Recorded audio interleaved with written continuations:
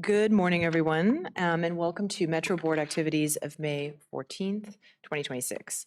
Before we begin, I'd like to ask Jamie Johnson, our Chief Safety Officer, to provide this morning's safety contact. Good morning, Chair and members of the board. Tomorrow is National Bike to Work Day. Alongside many businesses, schools and our regional partners, Metro is participating in various activities across the region tomorrow. We wholly support and encourage bike use as a safe, critical piece of the transit ecosystem and a great option for our customers. Bikes are welcome on Metro Rail. To be safe and minimize the impact on other customers, use the elevator, do not ride your bike in stations, and use the first and last cars, which tend to be less busy. Avoid rush hour if you can, or be patient at busy times when there may not be space on every rail car for a bike. Bikes are also welcome on Metrobus. Customers can store up to 2 bikes on the racks on the front of our buses, which have safe locking mechanisms. Our operators have special mirrors to monitor the bike racks. Instructions on how the racks work are affixed to the racks themselves, but operators are always willing to help. And while you are cycling on the streets, please be reassured that our bus operators are specially trained to drive defensively and keep a special eye out for cyclists and their safety. Using bikes in conjunction with your journeys on Metro is safe, easy, and highly encouraged. To learn more, visit womada.com, but my advice is to delay until Sunday when our new improved website goes live. Thank you. Thank you, Jamie. Welcome to today's Metro Board activities and to this meeting of the Board's Executive Committee. Since this is our first meeting of the day, I will shortly ask our Chief Board Affairs Officer to call the roll. But before she does that, I would like to note that we are joined by a couple of new board members this morning, and one board member in a new role. Directors Anthony Bedell and Darian Flowers were appointed by Transportation Secretary Sean Duffy yesterday to serve as federal representatives on the board, and Kate Garman-Burns, my colleague to my right, was appointed by NVTC last week to serve as the Commonwealth's appointee. They've all been sworn in privately so that they could begin their board service today, and they will be taking their oaths of office publicly at the board meeting later today, the full proper board meeting. We're also joined by alternate director Kanika Gire, who's filling in for Mr. Alcorn today. Ms. Ellison, the roll. Chair Santos. Present. Vice Chair McAndrew. Here. Alternate Director McGarry. Here. Director Bedell. Director Lowe. Present. Director Weber. Here. Director Burns. Here. Director Flowers. Here. Madam Chair, you have quorum. Thank you. Our first order of business is to approve the agenda. We have today's agenda in front of us for approval. Are there any objections of the members of the committee to the agenda? Hearing none, the agenda is approved as presented. Approval of minutes. We have minutes from our public session on April 9th and the executive sessions April 7th, 9th, and 14th. Are there any objections to the minutes as presented? Hearing none, we'll consider the minutes approved as presented. We have just one item on today's executive committee agenda, which is our Inspector General, Michelle Zamarin, will be presenting 2 reports. The first is on Metro's management of its real property assets, and the second is the annual audit of Metro's SmartTrip regional partner billing statements. And with that, I will turn the floor over to Ms. Zamarin, who will provide an overview. Good morning. Thank you, Madam Chair Santos and members of the board. I'm Michelle Zamarin. We have 2 reports to present. The first is the evaluation of WMATA's real property asset management. The objective of this evaluation was to assess whether WMATA effectively managed its real property portfolio and complied with FTA data reporting requirements. OIG identified deficiencies with WMATA's real property inventory. Specifically, OIG found that WMATA's real property inventory submitted to FTA in 2024 and the real property inventory updated as of October 2025 did not include all the FTA required data elements. WMATA's October 2025 real property inventory did not include all WMATA-owned real estate assets. And finally, in WMATA's real estate risk register, the risk of not maintaining adequate property records for FTA-funded property was understated. This evaluation identified 4 recommendations for WMATA to improve processes to strengthen management of the real property and portfolio and comply with FTA data reporting requirements. WMATA management concurred with all recommendations and have already initiated corrective measures. The next report is the Smart Trip Regional Partner Comparative Billing Statements Audit for fiscal year 2025. OIG retained RSM to conduct the annual audit, and the objective of the audit was to determine whether WMATA's billing statements are free of material misstatements. I'm pleased to report that RSM issued an unmodified opinion, essentially a clean audit. I want to thank WMATA management and WMATA staff for their cooperation and assistance in conducting both of these audits. That's the end of my brief summary, and I welcome any questions. Thank you. I have questions, but inviting, please. Okay. One question is, so thank you for the summary. Just for context, could you just explain or share examples of what are the types of data that are not adequately collected and what will be collected in the future? Sure. There are two circulars that FTA used, one in 2024 and then one in 2025. The 2025, I'm sorry, Circular E and Circular F. Circular F, it was an update which broadened the categories that were required for reporting. Reporting could include when something was purchased, the value of something when it was purchased, where it's located. If something's sold, anything that's federally funded through FTA needs to be reported back to FTA when it's disposed of. Whether there's any easements, whether there's any other conditions upon the property, are all things then factors that FTA is looking for the data that they collect, as FTA is charged with monitoring anything that is federally funded through their grants. That's helpful. And I know that we discussed it in executive session, so maybe I will ask, I guess, our general manager to maybe affirm, because I know that the management team is already in the process of upgrading through Maximo, and there's other measures in place. Could you just clarify when some of these gaps and risks, there's already an existing process to address them, it sounds like, and by when we expect that we'll have a more robust inventory that meets the requirements? Yeah, thank you for the question, Chair. So the team has worked with the OIG pretty closely on this, and I appreciate the OIG always acknowledging the staff, their close collaboration. So there's certainly some areas that we need to tighten up around document control.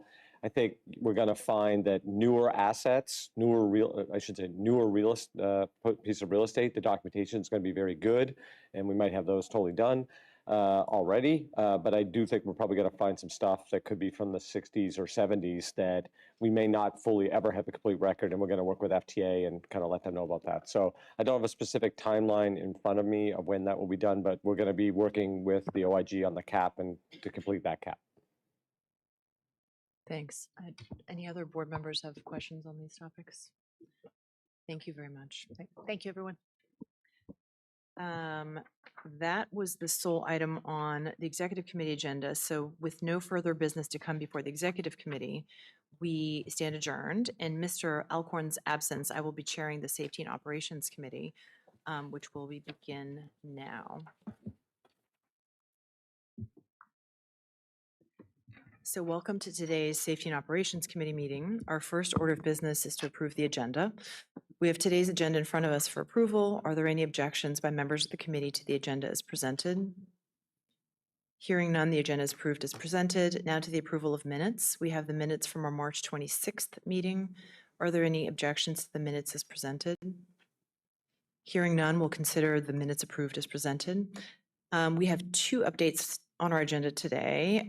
First is the quarterly service excellence report, which highlights how Metro is meeting key performance indicators, KPIs, in delivering Metro bus, rail, and access service. Today's report will cover through the third quarter of FY 2026. Next, after that, will be an update on how Metro and the district are planning for transit improvements needed to support the new stadium and campus redevelopment at the RFK site. And so I will turn the floor over to Mr. Webster and Ms. Holt to commence their presentations. Thank you, and good morning, Chair Santos and members of the committee and the board. I'm Tom Webster, Executive Vice President and Chief of Strategy, Planning, and Performance. I'm joined by my colleague Jordan Holt this morning, Senior Director of Performance Benchmarking and Customer Research. As the chair mentioned, we're here this morning to provide the quarterly progress report on service excellence and our key results. The report covers essentially the first 9 months of the fiscal year, so from last July 1st through March 31st of 2026. Service excellence, as the board knows, is one of the 3 goals in Metro's strategic transformation plan. The performance results we'll review today are tracking our progress towards achieving the outcomes we've identified, particularly around safety, security, reliability, and convenience. And it's part of our commitment to transparency, of course, to the board and to the public about how we're investing our resources and how they align with our strategic priorities. We'll start with some highlights of what we're seeing during this fiscal year.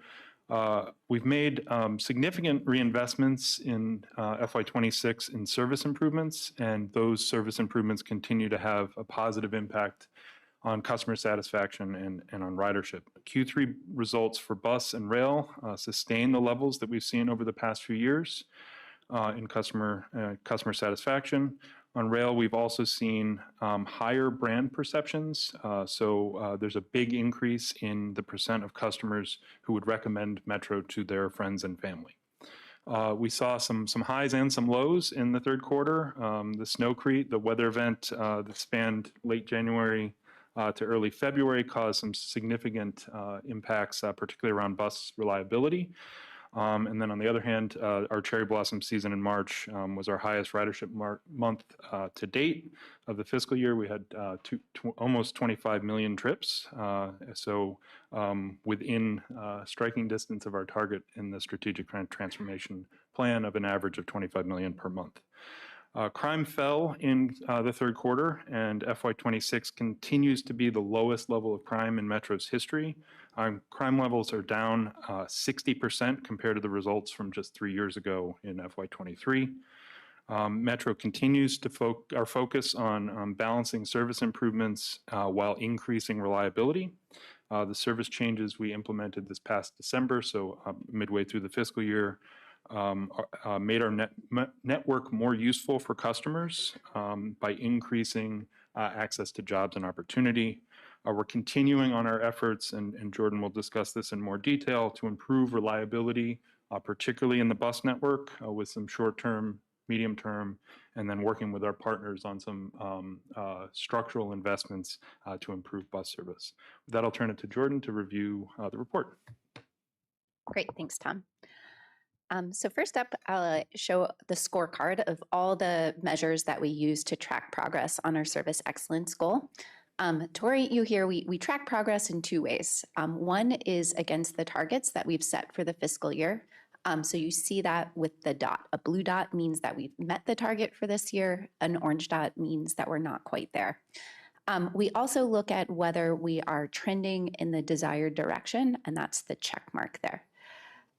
You see, so we have a host of measures here, and when we tally it all up, we're either meeting target or making progress on about 2/3 of them, which is good. A few things I want to call out are some really strong results in our measures related to safety and security. You see mostly blue dots there, which means we've met the continuous improvement targets we've set. So the targets we set are always aiming to improve over historical performance and drive us to those values that we lay out in the strategic transformation plan of where we want to be at the end of the plan horizon. One of the things that Tom mentioned that we'll focus on is that I would like to see more blue dots in the reliability objective. And so we're working on some things to get us there that I'll describe.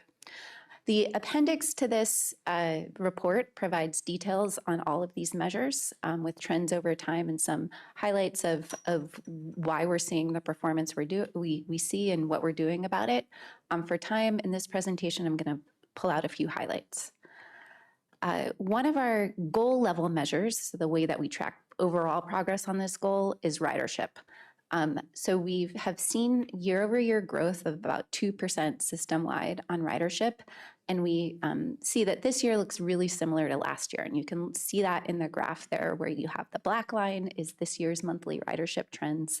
And kind of the line that it's overlapping with or slightly above is last year's. So you see we have kind of strong seasonal trends in ridership and those continue. The overall growth is really driven by growth on Metrorail. So Metrorail ridership is up 13% compared to this time last year, so year over year. We know that one of the key drivers, a lot of our Metrorail trips are commute related, is the federal return to office policy that was put in place a little over a year ago in February. So with that, we expect to see that growth slow a little. So when I come back to you and for the entire fiscal year results, you'll see that growth kind of slow a little in Q4. And so we'll see that. On bus ridership, it's been consistently down about 8% this fiscal year. We're coming back to you in June with more details about what is behind this, kind of trying to tease out some of the macroeconomic trends, as well as some of the lessons learned from the implementation of our new bus network. Metro Access ridership, when we look at both trips on Metro Access vehicles as well as with our partners Abilities Ride, overall is up 16%. Abilities Ride trips continue to make up about 2/3 of all trips on this system. I mentioned we have strong seasonal trends, so did Tom.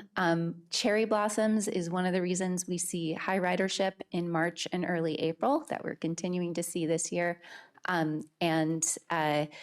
We also tend to see lowest ridership in January and February, and we continue to do it that year. And we saw that again, and we did have an impact of Snowcrete, which thankfully is a distant memory, but was not super pleasant going through it.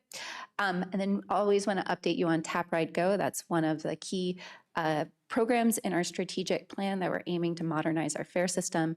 Continue to see strong uptake there. And particularly in kind of a target customer, we saw 15% of all rail trips in March were with Tap Ride Go. I think that's related to some of the cherry blossom boost in ridership that we see.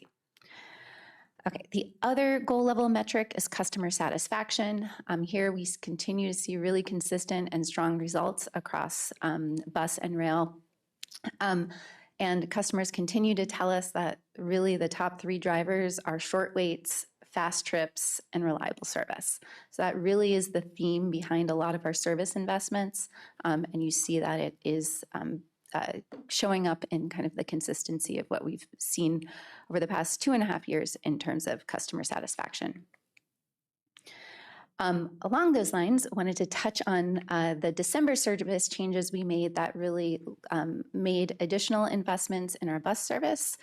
We touched almost about 50 routes, which is almost half of all of our routes, making changes both in response to customer feedback as well as some of the data that we've seen on performance.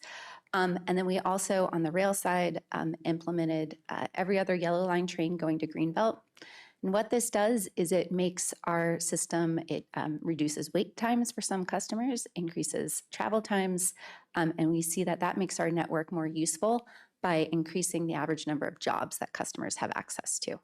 So we saw about almost 4,000 more jobs just from these changes that we made in December, which is about a 1.5% increase from where we were just in July. Okay, so now I wanted to touch on some of the things that we've been addressing to improve reliability, particularly on our bus service. So we always have to address acute challenges to reliability, and I think the winter weathers are a particular example of this. We saw during the period of Snowcrete, it really did affect both our bus on-time performance as well as the percent of scheduled service that we were able to deliver on bus as we worked with our regional partners to clear both bus stops as well as the roads and get service back up and running as quickly as possible. That's really the focus of our control center and our operations staff. Just from the nature of the operating environment, the Snowcrete didn't have as big an impact on Metrorail, for example, because a lot of that is operated underground. The impact it did have was when we had to run in manual operations above ground, but that was more limited. In the medium term, or one of the other challenges to reliability that we've been really focused on is, customers experience reliability of, is the bus that I want running? Is it showing up on time or when the predictions show? So this is really about reducing missed trips or improving the percent of scheduled service that we have delivered. And one of the things that we haven't been meeting the target that we set for this fiscal year in this area. And one of the things that we've been addressing is a big driver of missed trips is operator availability. So we're about 100 operators short of where we want to be to deliver our scheduled service. One of the levers we have to address this is to find efficiencies in our scheduling so that we're delivering kind of the same amount of service, but with fewer operators. And that's something we were successfully doing when we launched our new network in June.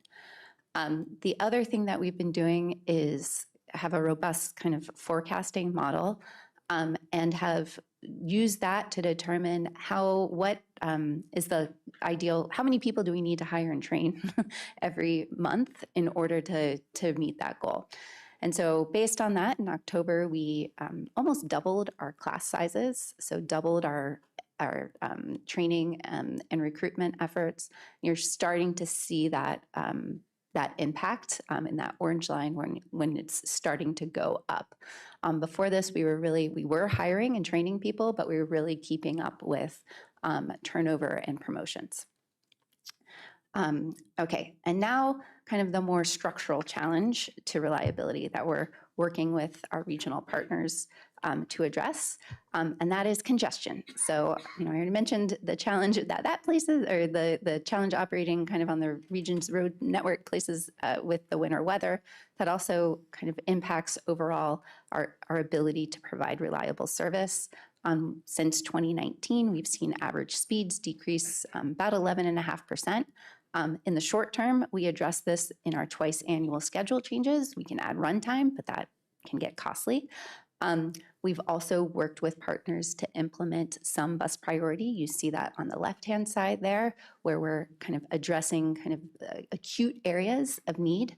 But really kind of the more structural response to this challenge is a broader network of bus priority. We've worked with regional partners through DMV Moves to come up with a plan for that. And I think the following presentation on RFK will talk about a near-term opportunity to advance that. Finally, I want to close with a focus on safety. So as Tom mentioned, we saw some really positive, continue to see positive results with our decreasing crime rate and see kind of quarter over quarter decreases. Every time I get up, I really hope I can continue to tell you it's at an all-time low, and pleased that it still is. We did see have seen some impacts positively with decreasing transit worker assault rate on this.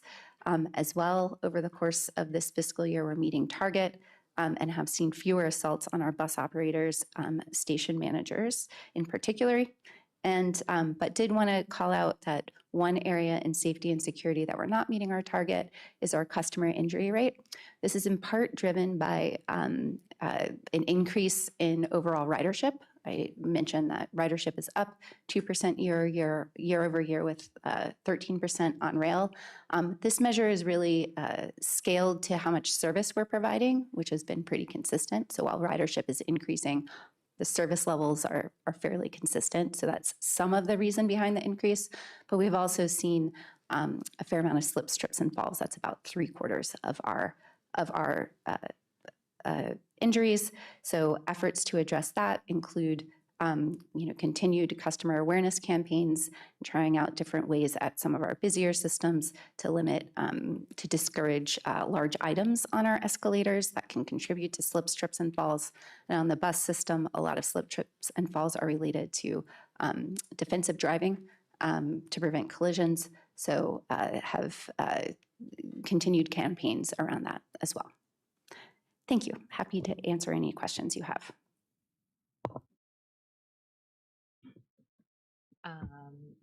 Director Guida? Thank you, Madam Chair. Just one quick question around bus operator safety. I know we're putting up shields on the buses. Do we know like percentage of completion, how we're doing there? Yes, we have about a third of our fleet, so a little over 450 buses. And do we know timeline-wise what we're looking at for, hopefully? That I'm not 100% sure of. We may need to get back No to you on problem. on All that right, sounds good. specific Thank you. timeline. Yeah, I hear 2027. I think it's going to be a full year. We're making a slight design modification to get better Mhm. viewing for curb to adjust for people that might have different heights in the seat. Just to reiterate though, the current operator compartment has about like an 80% shield coverage, and then we're going to 100% full coverage. So, there's a very significant safety barrier already for operators. A couple of just clarification questions, just drilling on some of this. On one of the slides earlier, talked about had the percentages of fare non-payment. Could you just go back to that slide, please? So for obvious reasons, this is a concern. So roughly, let's doing rail for a moment. My understanding is that the percentage continues to improve, meaning the percentage of people who do not pay is continuing to go down, which is great. As a result, partially of the investments in the fare, higher gates and whatnot.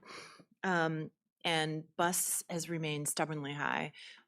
Could you please, Mr. Webster, put Metro's numbers in context with our peer agencies? Is this typical of other large city transit systems in the country? And if it diverges, why, please? Thank you, Chair, for the question. We are among large transit agencies in the country, certainly the highest in terms of fare evasion or non-payment, with these numbers actually climbing year over year. Typically, agencies have this challenge, and for many of the same reasons that we do. But the average is more in as reported by those agencies, is more in the range of 30% as opposed to high or mid 70s. There are many factors, of course. Two major ones are our posture during the COVID-19 pandemic was to not charge fares on bus, and so there was a period where we weren't charging. And that we've not recovered from that. Another factor is, I think, some erosion of the payment culture related to that, and then also to behavior replicating as customers see others not paying. And then a third factor is just confusion around fare payment. There are systems in our region that are fare free or that don't charge a fare. And in some cases, their service areas overlap with ours, and therefore some confusion. Before I turn it, because I definitely would like to hear the general manager's perspective on this one, but could you just, again, for context, and I know the numbers are imperfect, but what's the rough estimate of revenue that would otherwise be collected if those numbers were?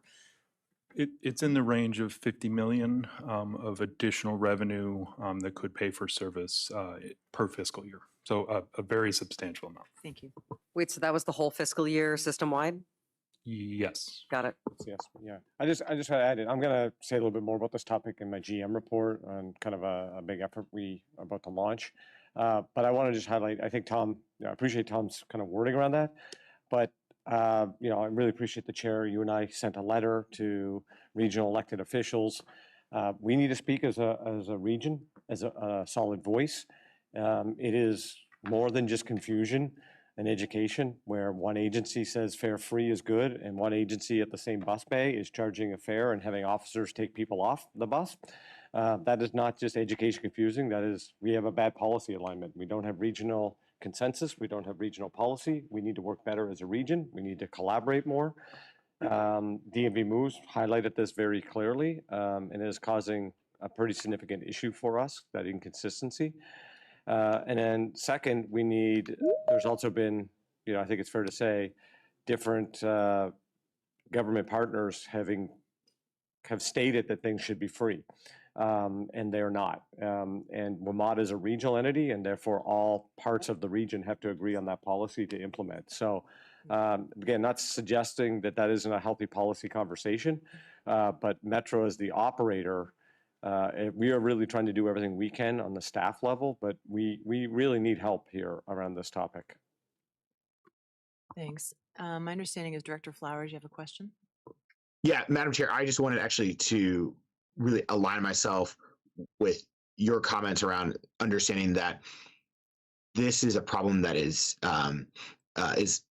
not unique to Metro, but the data also does say is that we have an outsized concern here, that we're kind of twice the national average of our peer or aspirant systems around fair noncompliance. And I do agree with the GM, right, is that we need partnership is a key word here.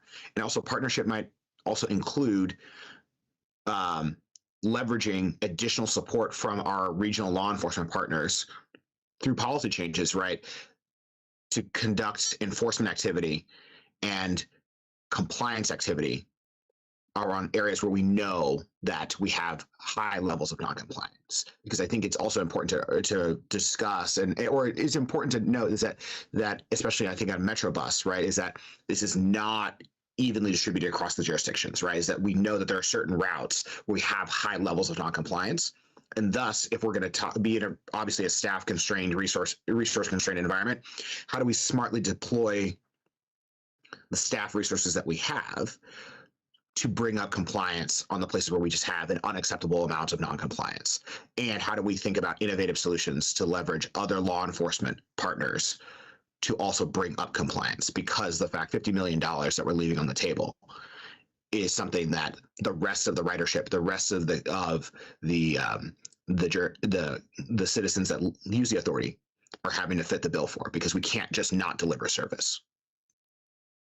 Thank you. Director Weber? Yeah, I just want to pick up, we've heard two sort of solutions just thrown out, some kind developing a greater regional consensus. Director Flowers just mentioning additional law enforcement resources.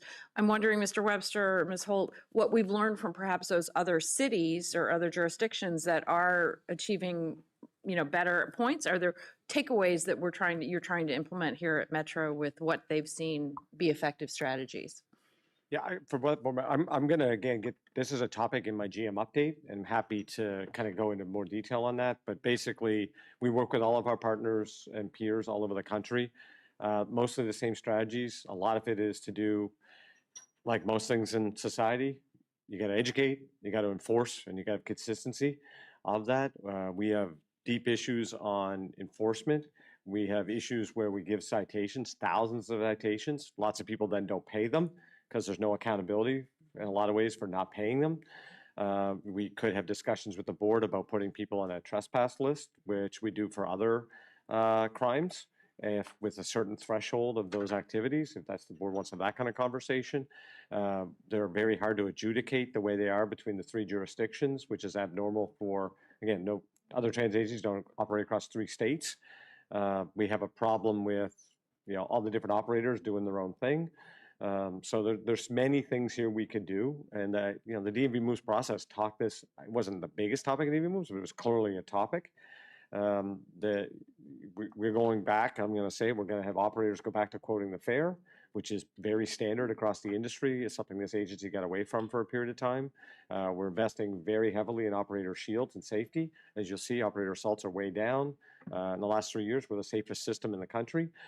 So there's a lot of stuff. Our fare readers need to continue to get better on software. We got a big update coming basically this week and next week to stabilize them better.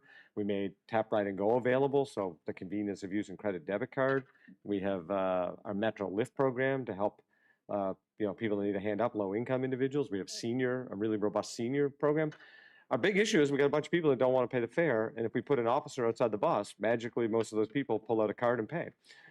So it's a cultural issue in our region that we got to get more compliance. Director McAndrew?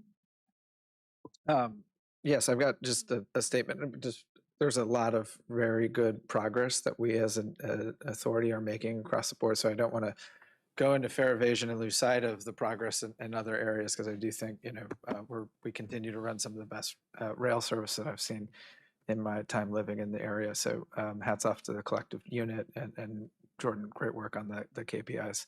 On fare evasion, I'll just reiterate an item that I discussed at the budget meeting a few weeks ago, and I look forward to meeting with the team about here soon, is, how do we partner in a meaningful way to there's the law enforcement angle, but there's also the compliance angle, or bringing some of these agencies back in that currently don't participate in a fair operation. And so I think, some of it is leveraging the talent and the purchasing power of WMATA to create a seamless, integrated, fair operation on our local bus operations, inviting our partners, whether they be in Virginia or in Maryland that currently are fare free, to come back into the fair operation. But I think at the end of the day, we need to be thinking creatively and innovatively in that space. And I think, it's one of the to-dos coming out of the budget that I look forward to working with the team to try to address and tackle this year. Thank you. Any other on this particular issue? Next thing just wanted to focus on was the crime statistics, which Chief's not here, but just good job on the team in terms of using a data-driven approach to policing. And I believe our general manager is going to speak to some of this during his remarks, so I will keep it light, other than to say that we're grateful to our team that have been very effective at keeping crime decreasing all in the right direction. And while it's not perfect, and there's of course always room for improvement, that the approach and the collaboration has been good. A minor thing on the rate of injury. There we go. So Jordan, I just found the stats a little bit confusing, which is it said 75%. I wasn't sure if I read this correctly. It made it sound like there was a significant increase, but it sounds like it's the denominator increasing. So it's the rate hasn't increased, it's just that there's more bodies.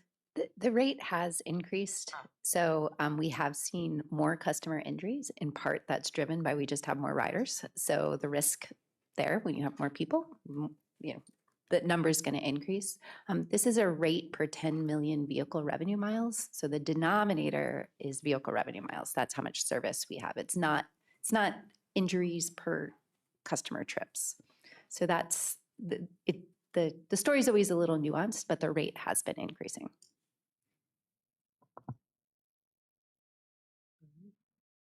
Anyone else before we turn to the next presentation? All right, thank you. And I will note that Director McAndrew has recused himself from this next item, which will be transit improvements to support the development of RFK.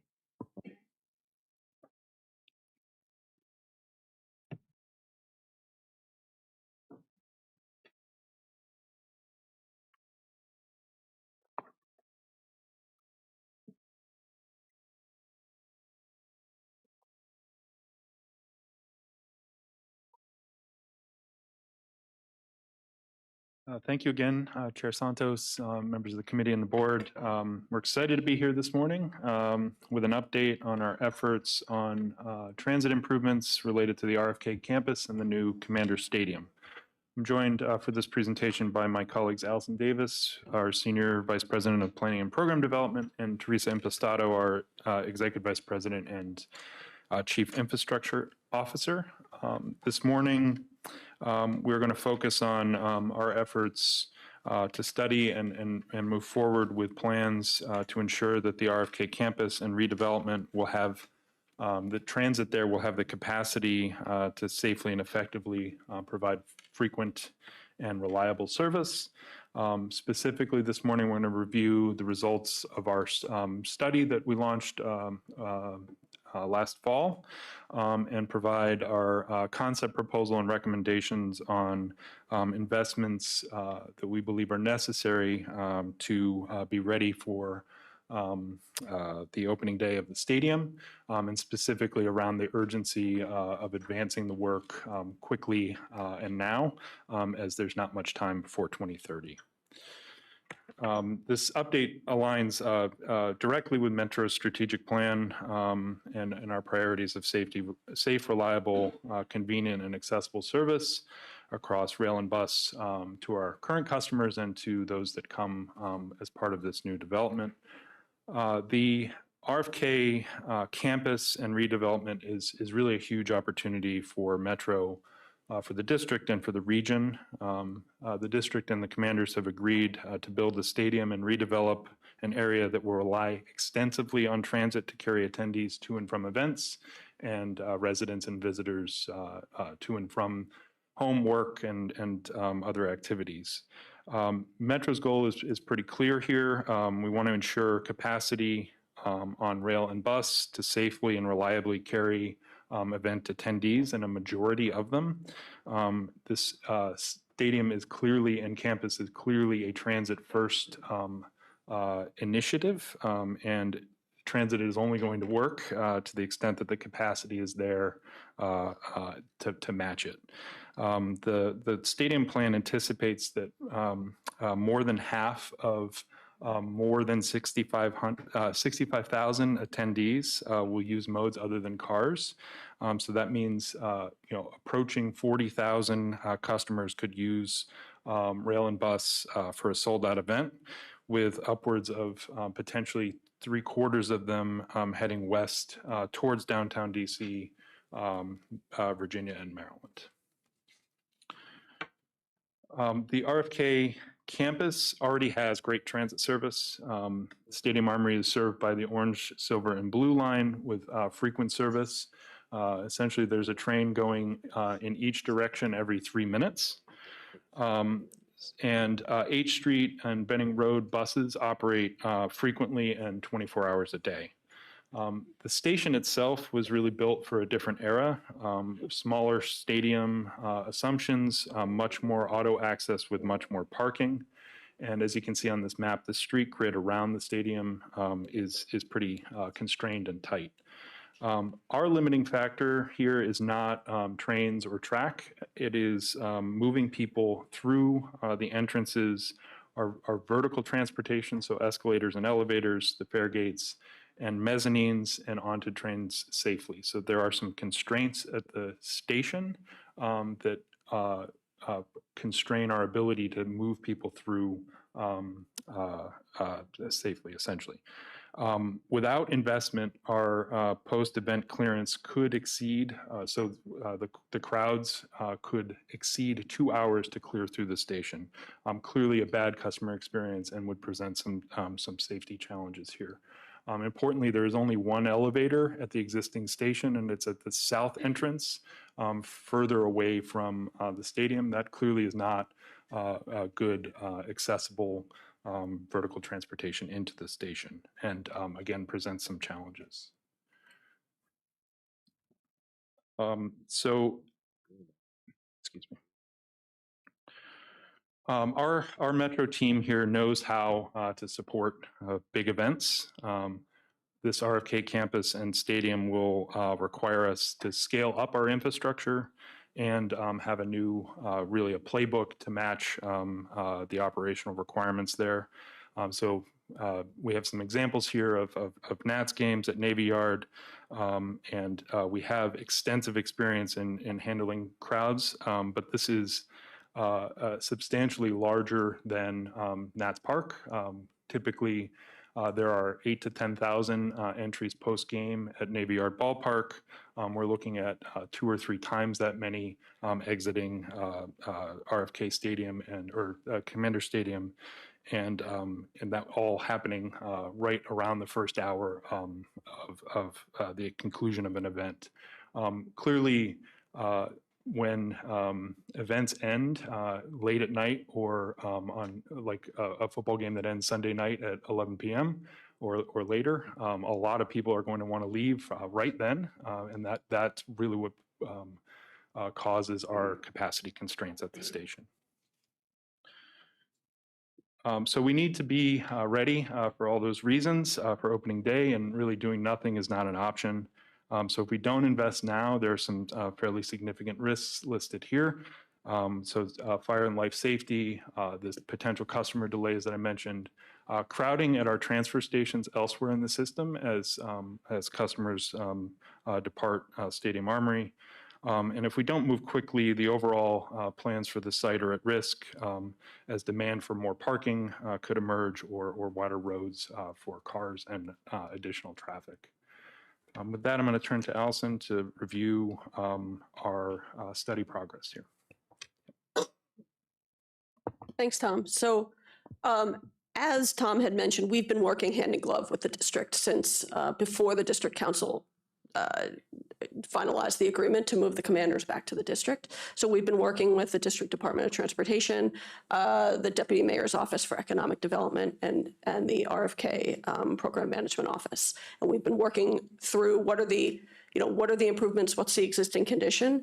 And we quickly came together last fall on a reimbursable agreement to fund the transit study that we're doing. So we're here today to talk through kind of what those initial findings are. Some of them Tom mentioned, and then where do we go from here? So clearly accommodating over 30,000 customers after an event, in addition to the 8 million square feet of new development that's anticipated on the RFK campus in the future. It's a package of improvements, right? There isn't a silver bullet that's going to, miraculously cover everything that we need. And so we really looked at everything. We wanted to look at Metro Rail, Metro Bus. So we started with obviously the existing station and Stadium Armory, both north and south. And Tom mentioned a couple slides ago some of the limitations of it, but we're really looking at everything from elevators, escalators, stairs. So that's that vertical circulation or vertical transportation, as well as adding mezzanine. So that is, how do you get people further down the platform instead of just ending the escalators right at the beginning of the platform, which is how it works now. And then looking, how do we expand that north entrance, because that's the part closest to the stadium.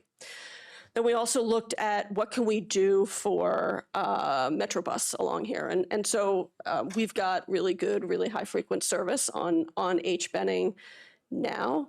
But this was looking at, can we get dedicated center running bus lanes, otherwise known as bus rapid transit, and having that operate along H and Benning, and then connecting into the campus to connect to a transit center station. And so that's really, how do we connect both local bus operating in the area, as well as getting having a location close to the stadium such that people see bus as a real viable option to connect over to Union Station, Red Line, Amtrak, VRE, and MARC.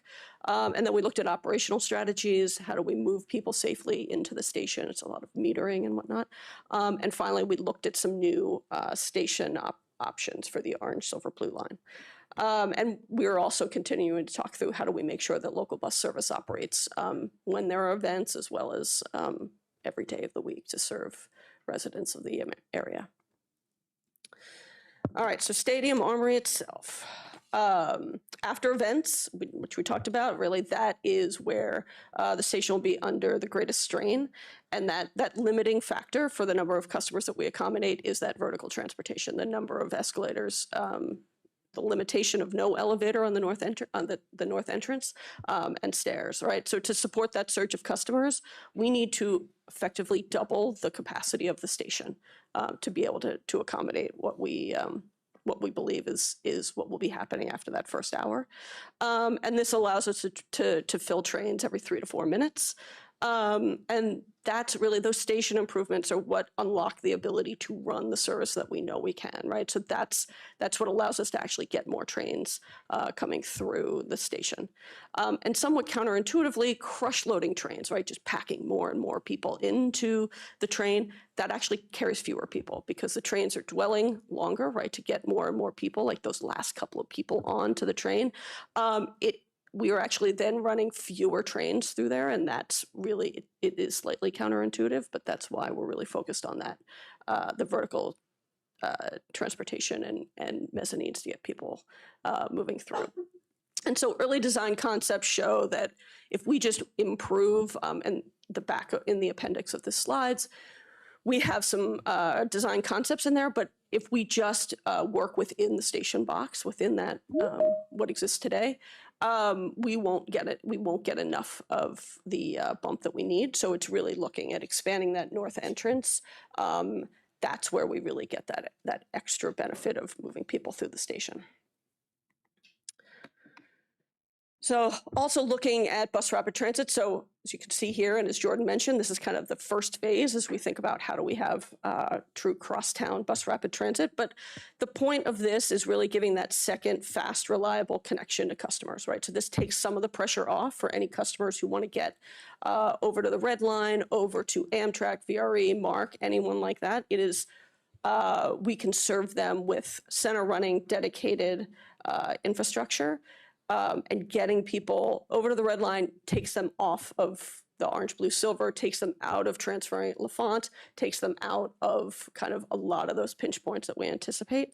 But the key is that center running dedicated lanes.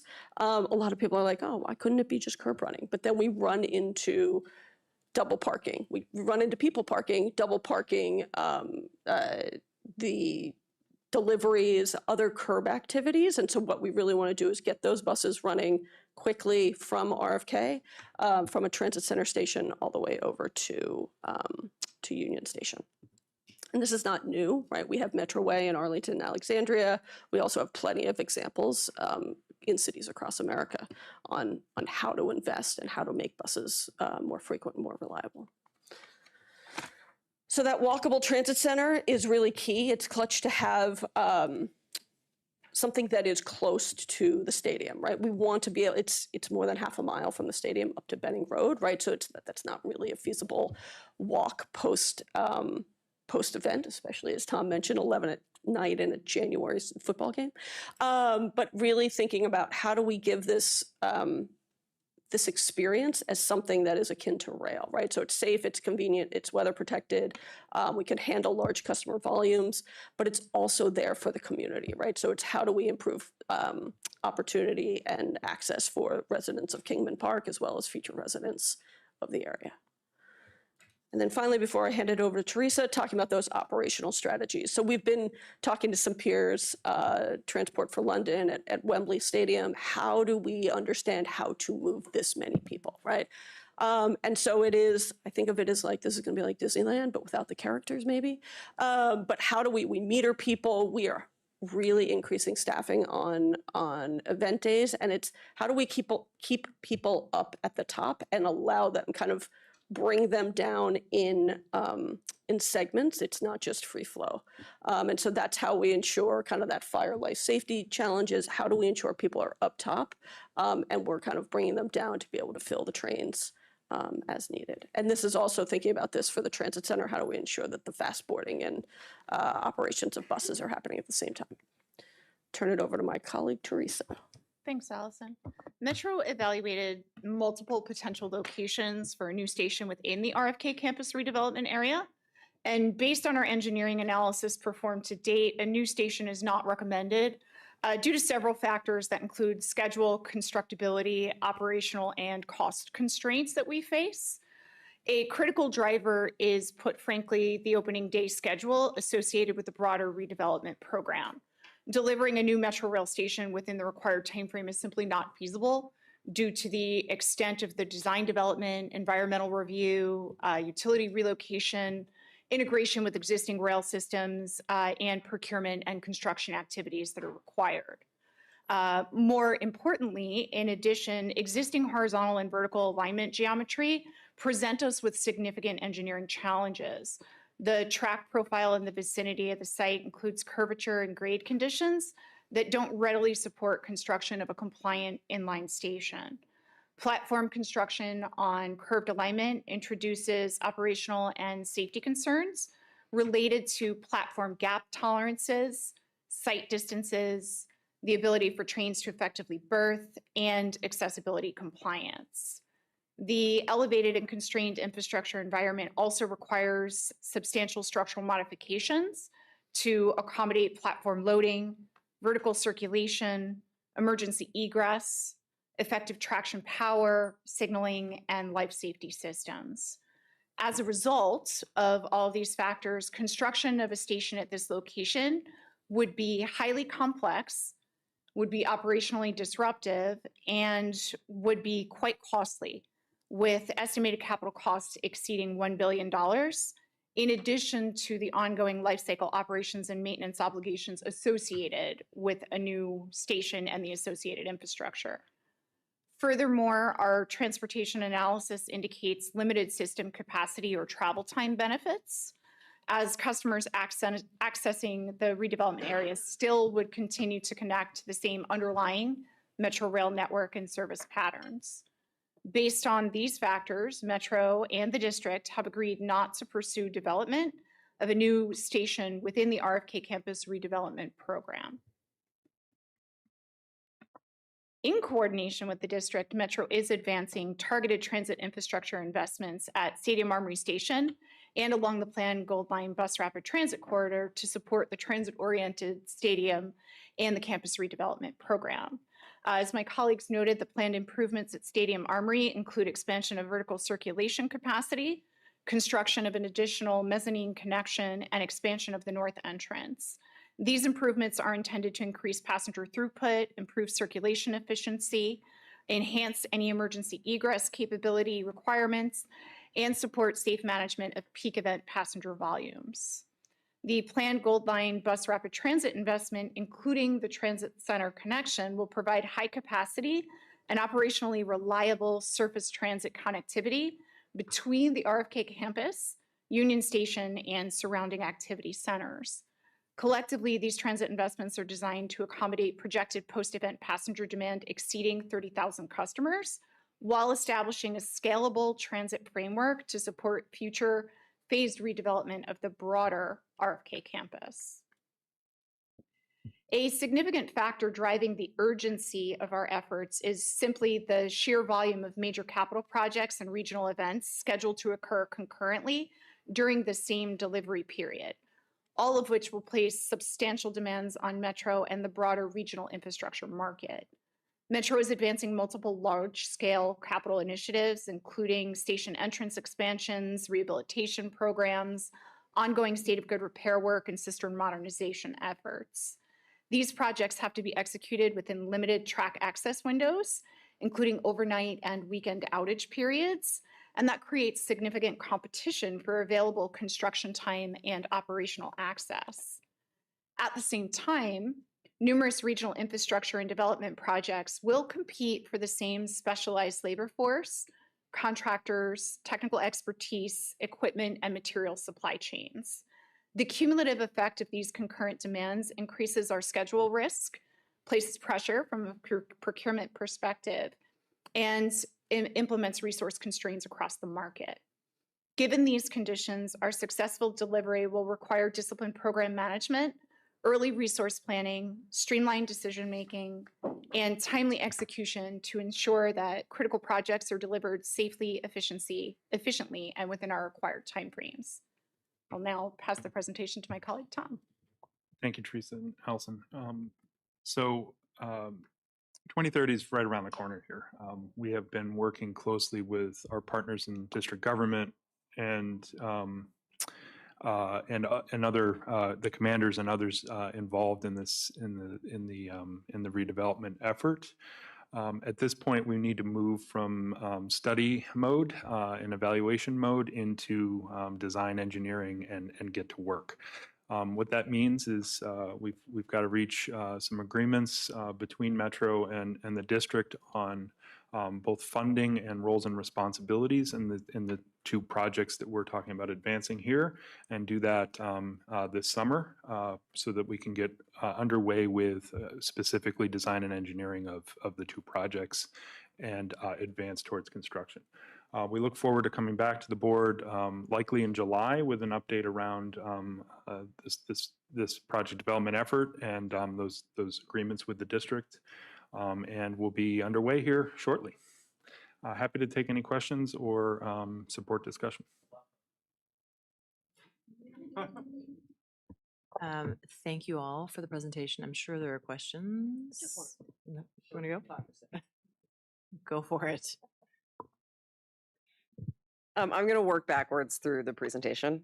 So I'd like to start with the new station. The NOMA station is an infill station that was built on an elevated, like outdoor section of the track. Can you help me understand why it was possible to build that station for a reasonable price and why this one is so hard?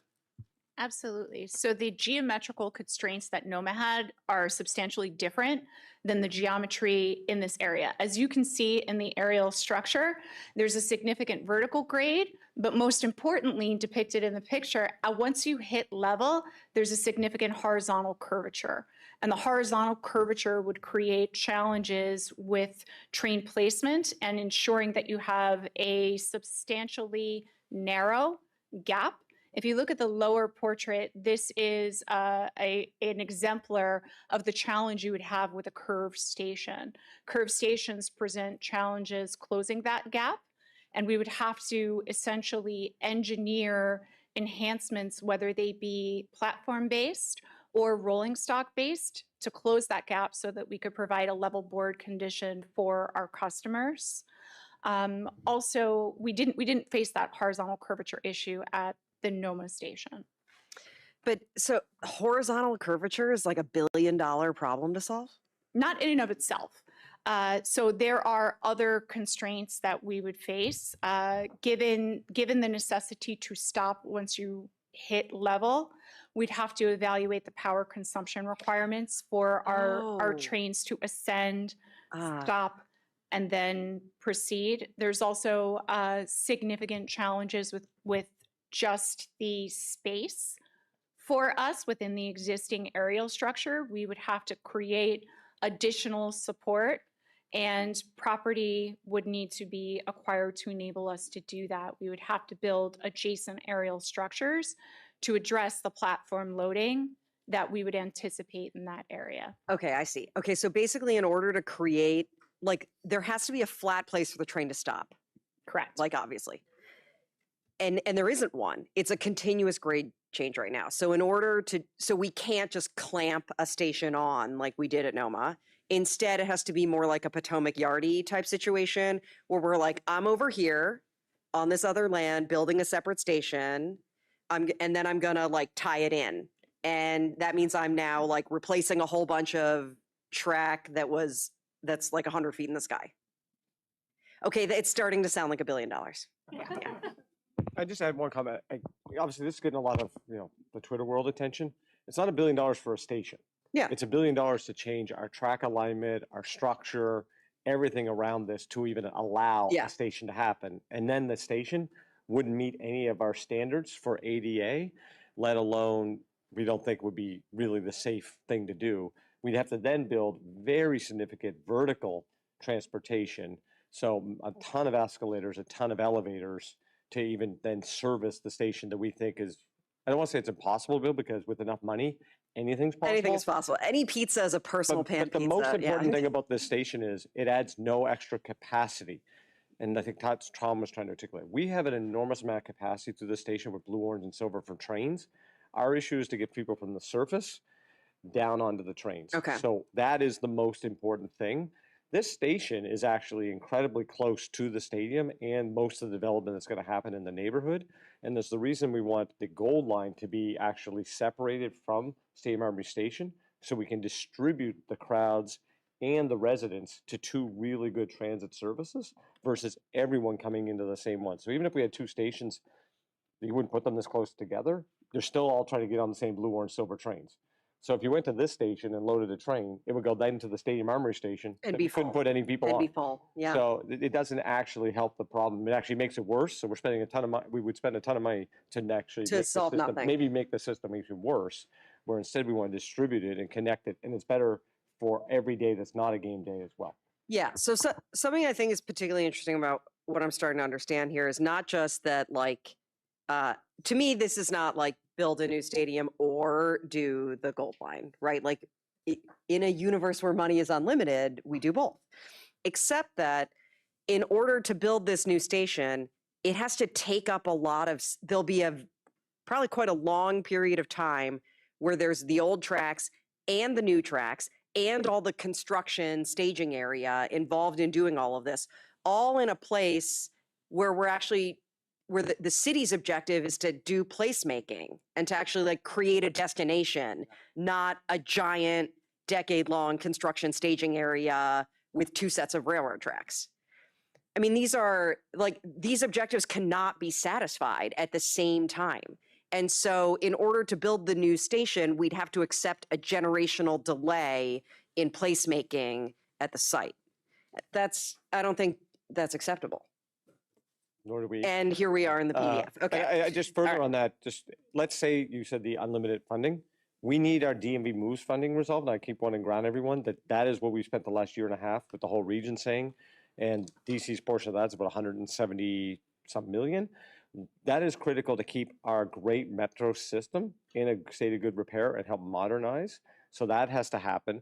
Plus, there's all these other opportunities that we need more BRT, as Jordan just said, in the district or in our region. There's second entrance projects that we're working on in Maryland and Virginia, but there's several second entrance projects that we've discussed already that we need to do in the district and other places. So the list is very long on very significant transit investment needs that even if money was unlimited, we would think are much better trade-offs in other places. Yeah, but I'm not talking about unlimited money for Metro. I'm talking about investments in the district. You have fulfilled your general manager contractual obligation by bringing up Maryland and Virginia. You can stay 1 more year. Okay, so it's just helpful to understand, like, it's not just that this is complex, expensive, and because I have to say, I don't care that much about like whether it's feasible by opening day. It's that this isn't the best way to increase overall capacity in the system and serve more people, get more people to more destinations, and it will be a substantial setback to the placemaking goals of the overall RFK campus vision, which is bigger than like it's relevant to people who are not interested in football. That's correct. Okay. That's enough about the new station. Now I want to talk about the Gold Line, which I want to be clear, I am extremely excited about. I have some like child level questions about this. Is the Gold Line an express between the station, between the transit center and Union Station, or is it going to make stops along the way? Certainly stops along the way, and it will be there 24/7, 365. So it's not just for right. It's not just going to run on game days. So we're not clearly not at the point where we've identified each station location, but that would come as part of the next phase of this. But you can imagine intermittent stations along Benning Road and U Street, likely using some of the infrastructure that's there today. Okay. I mean, I'm imagining that, and I think this would be really good for U Street. So that's great for H Street. So that's really great to hear. We're already running a lot of bus service on this corridor. H. Yes, we're already running a lot of bus service on this corridor. Are we going to like integrate that service with these lanes? Like, are other buses that aren't gold potentially going to go in this lane too?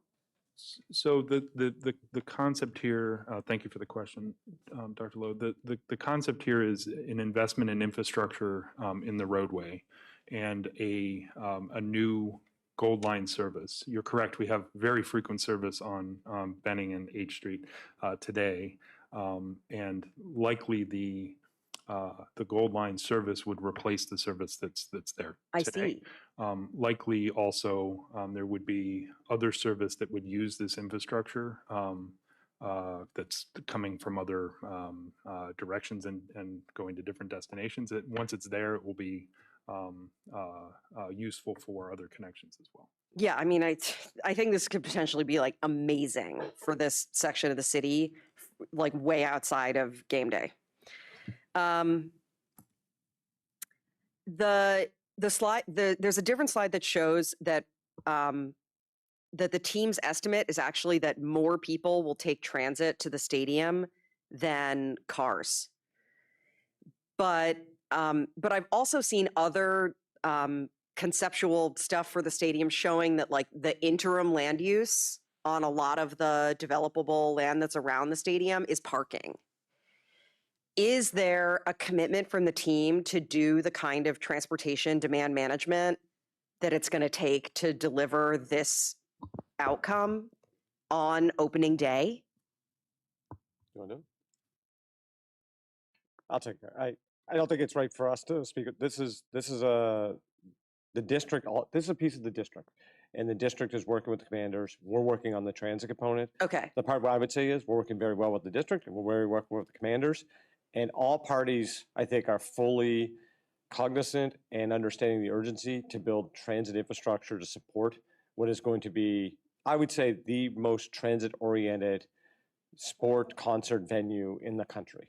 And if we do this well, it is going to be, it's just going to be an incredible experience. And it's going to be really good for Metro. It's going to be good for the district. It's going to be good for the region. And I think everyone is kind of committed to know that transit is the only option to make this thing work well. So there might be interim that they do while things get built out, obviously. But the goal, obviously, here is to make great transit, to make a great experience. And then the residents are going to get all that great experience as well when the games aren't happening. Okay. And then I just realized I have one more gold line question here that I didn't ask before. You know, you talked about it being a rail-like experience, and I love that vision. I've ridden the Van Ness BRT, Healthline BRT in Cleveland. Like when it's done right, it is an awesome, very rail-like experience. For me as a rider, one of the key components of that is off-vehicle fare collection. Is that something that the team is thinking about as you're thinking about like how to design, not just like center running, but like that the stations would be like, could be fortified like a station and could have a paid and unpaid, like, distinction, like spatial distinction, so that all you do when the vehicle arrives is, just like Metro Rail, like it pulls up and then you just get on. Yes, certainly the team is examining that. I expect that would be part of the program, and yes, using the infrastructure as you could envision fare gates on Gold Line platforms. I think this is all about moving people quickly.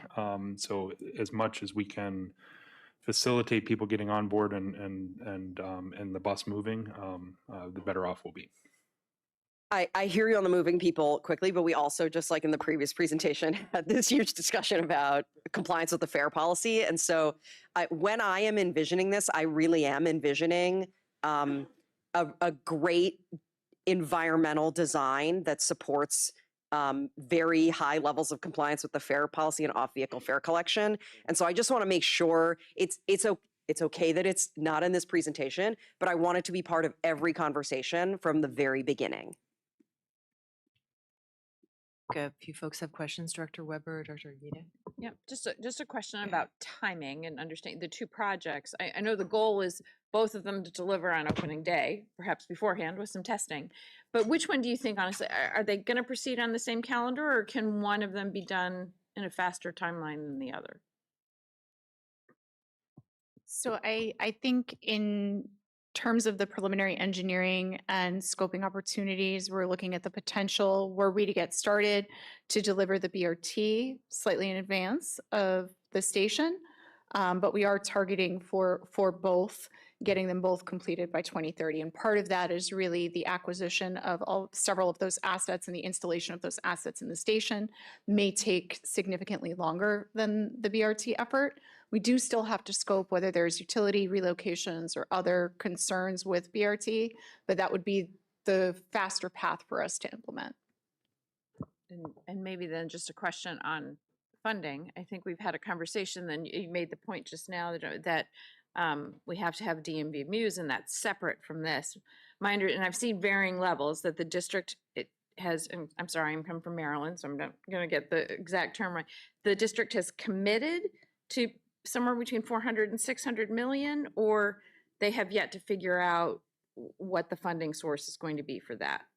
Yeah, I guess the way I'd answer that is when the district, again, we're not speaking on behalf of the district, obviously, but the district, when the council approved the final deal for the RFK, campus with the Commanders, Chair Mendelson and the council put hundreds of millions of dollars into a transit, i.e. metro improvement fund.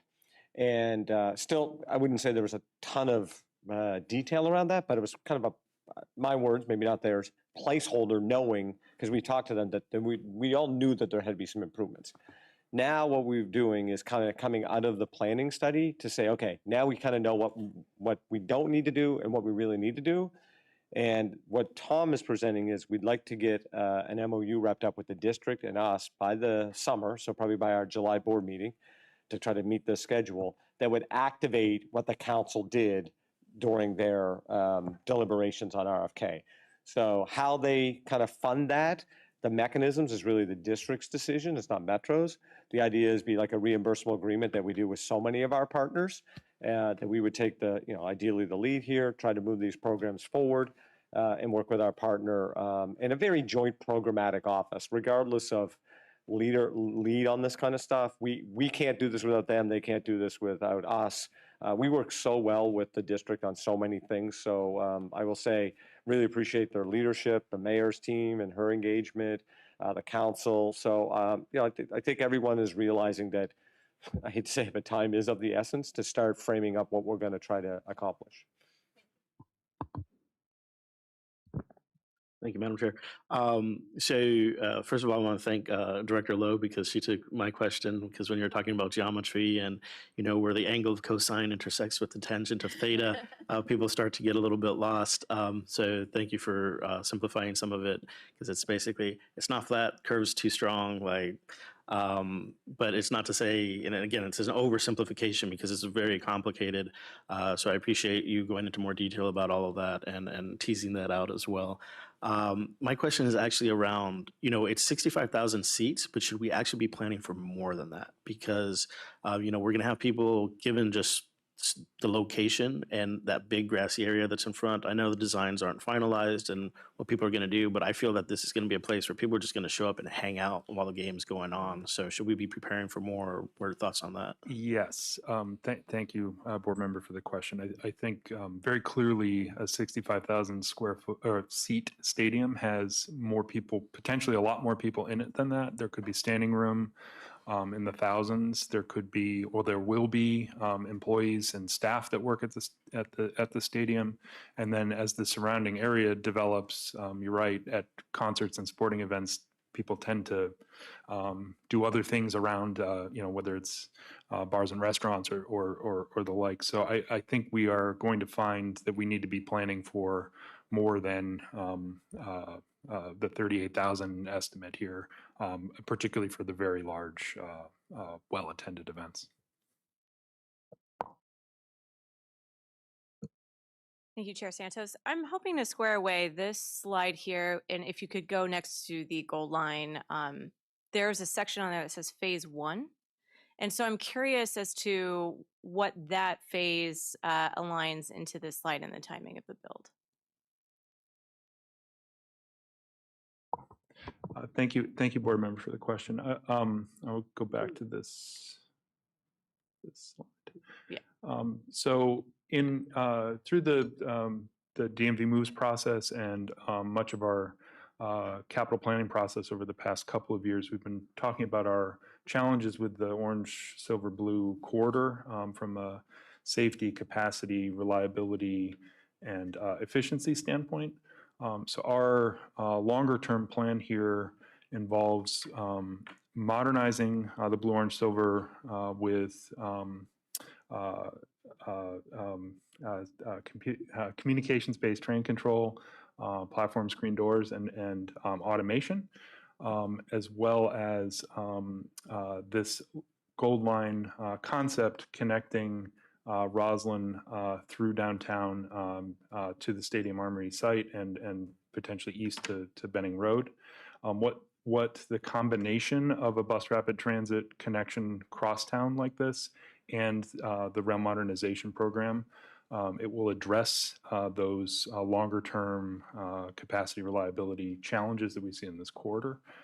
So what we're describing here is really jump-starting that crosstown BRT program and advancing a phase one by 2030 that connects Union Station to the campus, and then looking to extend that to both to the east and to the west after that. Understood. Thank you. And my second and final question is on this BRT planning, what do you anticipate to be the headway between pickups for the Gold Line during events and then on days without events?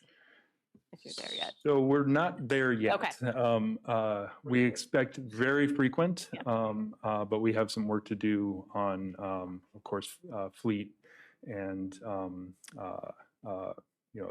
the actual detailed planning work around the service plan. But to carry the numbers of people that we're expecting here, it would be very frequent service. Service out on Benning Road and H Street today is already fairly frequent, but we would be looking to increase that frequency. Thank you. I have a couple of questions. First bucket of questions is around timing, just to be clear what our assumptions are and what are the implications for decision-making. The slide that has there we go.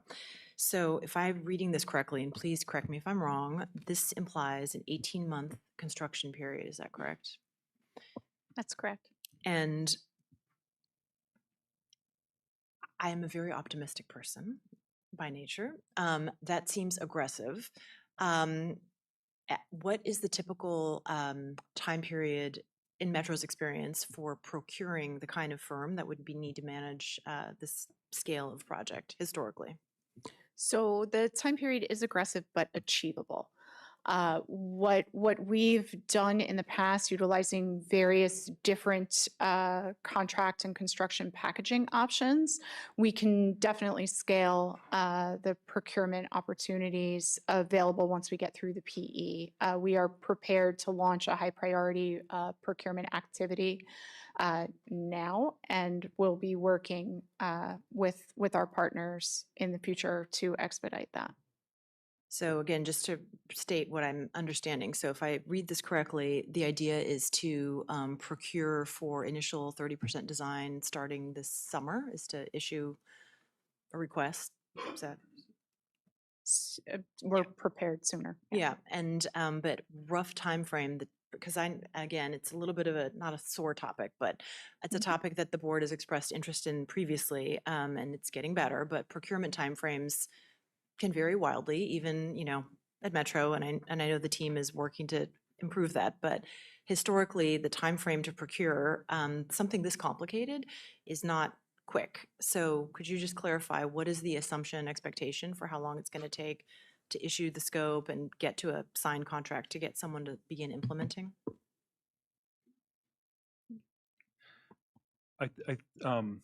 Thank you, Chair, for the question. Well, one overall comment here, I think having a deadline is helpful when we're pursuing a complicated multiple procurements like this.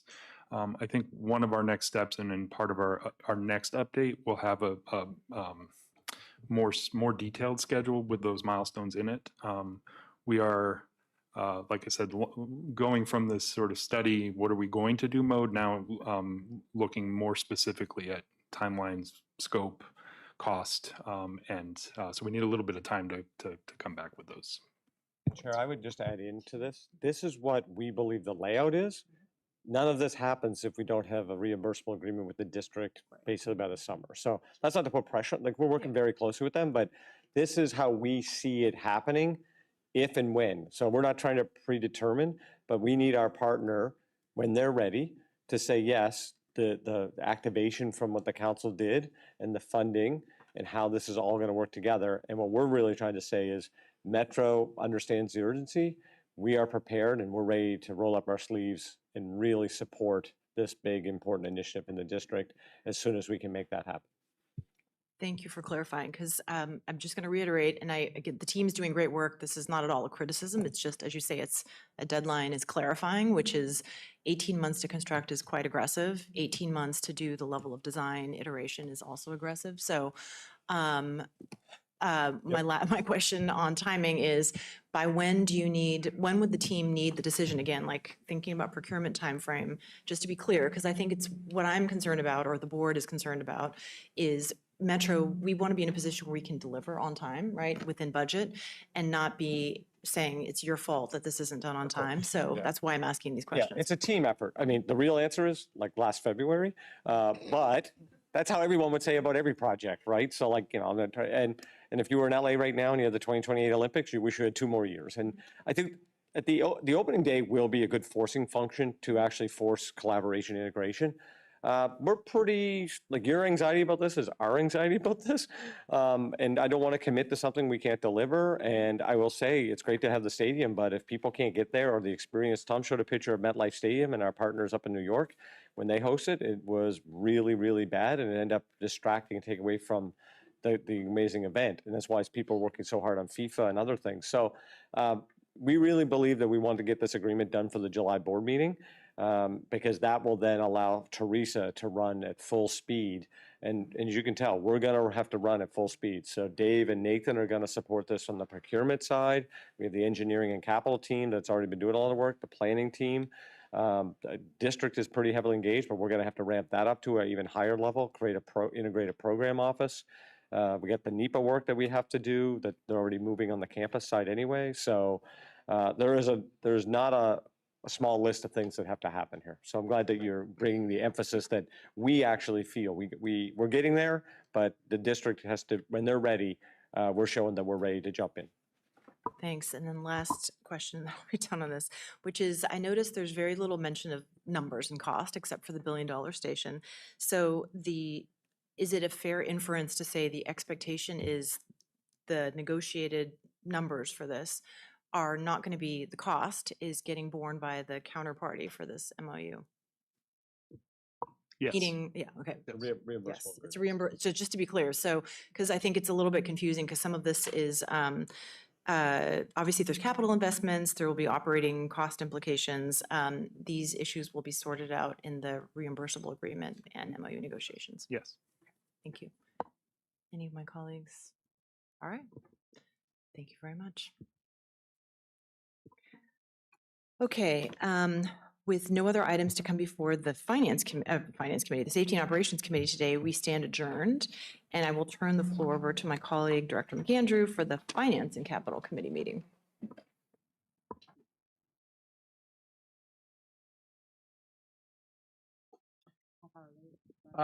Thank you, Chair Santos. Welcome to this morning's Finance and Capital Committee meeting. Our first order of business is to approve the agenda. I'd like to move to approve the agenda as presented. Are there any objections by members of the committee to the agenda? And I believe I have just one other fellow colleague on my committee today. Good? All right, hearing none, the agenda is approved as presented. Now to the approval of the minutes. We have the minutes of our April 23rd meeting before us for approval. Are there any objections to the minutes as presented? One set of them is missing my title, which everyone around here cares about more than me. So that was weird. The doctor? We got it. All right. We'll get it fixed and taken care of. We'll move on. We have just one item on our agenda this morning. Staff is asking for the committee's concurrence for 6 items, 2 sole source and 4 contract mods under the board's procurement policy, which was adopted in November. I'll turn the floor over to Mr. Rickard and Mr. Tash for today's presentation. Thank you. Good morning, good afternoon, Mr. Chair and Madam Vice Chair. My name is Nathan Tash, Metro Senior Vice President for Procurement and Chief Procurement Officer. It is my pleasure to bring before you today's procurement activity concurrence. I know, nope, other way.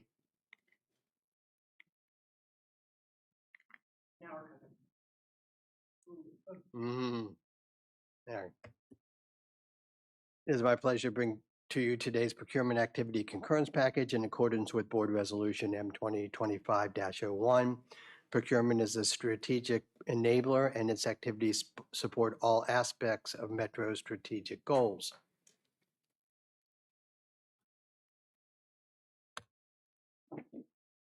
The thresholds established on November 20th, 2025 require three main categories of procurements to come before the committee for concurrence. These include new procurements of $15 million or more, sole source procurements valued at $500,000 or greater, and change orders or modifications to existing contracts where the cumulative total of the current and all prior modifications exceed $1 million or 10% of the original contract amount, whichever is greater. We actually have 7 contract actions to come before the committee. We have 3 sole source awards for contracts valued at $500,000 or greater, and 4 cumulative modifications over $1 million or 10% of the original award. Here are the details for today's package for the committee's consideration. A sole source award is proposed to complete development of proprietary Metro Integrated Command and Communication Center, the MIC, Communication Center frameworks, roles and responsibilities, and training modules required for safety critical operational communications. This action ensures continuity of operations, workforce readiness, and compliance with the Washington Metro Rail Safety Commission requirements. Due to the expiration of the prior contract, this action will be a new award. The anticipated amount is $1.7 million.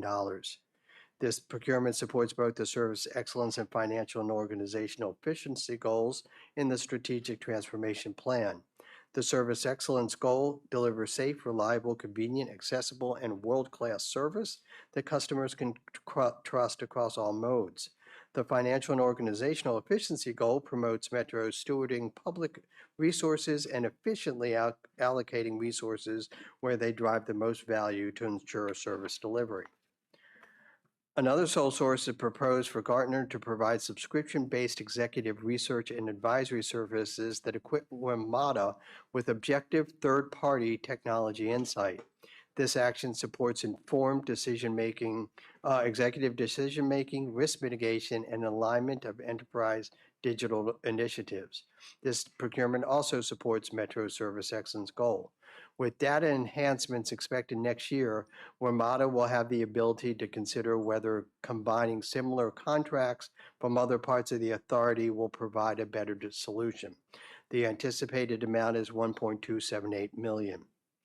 A contract modification is proposed for the closeout for a contract that has provided Americans with Disabilities Act van shuttle service for planned and unplanned Metro Rail elevator outages. Metro has evaluated cost efficiencies and will not be exercising option year 2. Future ADA van shuttle service for planned or unplanned elevator outages will be provided by Metro Access. Prior modification 5 added funding to the contract to provide services for the rehabilitation of 2 stations sooner than anticipated, and modification 6 was an administrative modification correcting a line of accounting error in the funding source. The procurement also supports Metro's service excellence and financial and organization efficiency goals. The anticipated amount for this final modification is $566,000. A contract modification is proposed for the Bladensburg Bus Garage Replacement Project. This modification funds Phase 1 miscellaneous work items required to address fire life safety directives and security concerns. This action will close out Phase 1 construction activities. The procurement also supports Metro Service Excellence goal. The anticipated amount is $149,000, and when combined with other modifications, will exceed 10% of the original contract value. A contract modification is proposed to add funding to complete tunnel leak mitigation work at the Metro Rail Red Line. This modification provides additional scope, funding, and time necessary to complete tunnel leak mitigation work and to maintain required site access and insurance coverage. The work supports continued protection of tunnel infrastructure by addressing groundwater infiltration for 2 locations on the Metro Rail Red Line. The additional work is along both operating tracks, serving train movements in each direction, and is necessary to fully treat the affected areas to achieve the required dryness criteria to support the contract's 5-year warranty. This procurement also supports Metro's service excellence goal. The anticipated amount for this modification is $3.15 million. A contract modification is proposed for structural rehabilitation work across multiple WMATA aerial structures, including the Grosvenor and D&G aerial structures. As construction progressed, the contract was incrementally modified to address field-verified structural conditions, design refinements, access constraints, and operational impacts that could not have been fully defined prior to construction, while remaining within the original scope and intent of the contract. These modifications were required to ensure that rehabilitation work met updated structural performance standards and addressed issues discovered during invasive inspections and actual construction. This procurement also supports Metro Service Excellence goal. The anticipated amount is $914,000, and when combined with other modifications, will exceed 10% of the original contract value. A final sole source is proposed as an out-of-scope modification to the TransDev contract for Metro Access Services. Due to the rapidly evolving nature of the acquisition and the events of the past 48 hours, we could not get the information into the pre-brief materials. The modification will be for up to 1 year only, while a competitive action is conducted to maintain competition on the Metro Access services that the authority provides to some of our most vulnerable customers. As you are aware, Metro Access is an important part of the integrated transportation system Metro operates. This procurement also supports Metro Service Excellence goal. The 1 year spend is estimated at approximately $58 million. Mr. Chair, these are the 7 procurements before the committee this morning. Staff recommends Finance and Capital Committee concurrence pursuant to Board Resolution M 2025-01 for the contracts and modifications included in this package.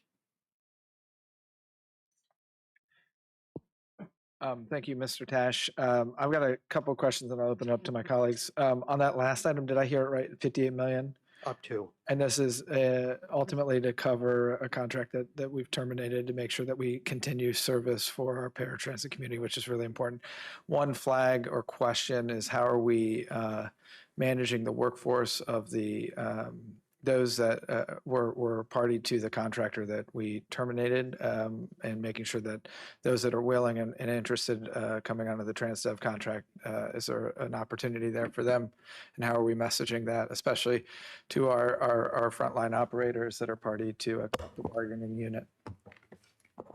Thank you, Chair. Excellent question. We're going to bring in Andy Off for some of the specifics on this. Thank you. Our Deputy General Manager. Oh, thank you, Chair McAndrew, and good afternoon. Andy Off, Deputy General Manager.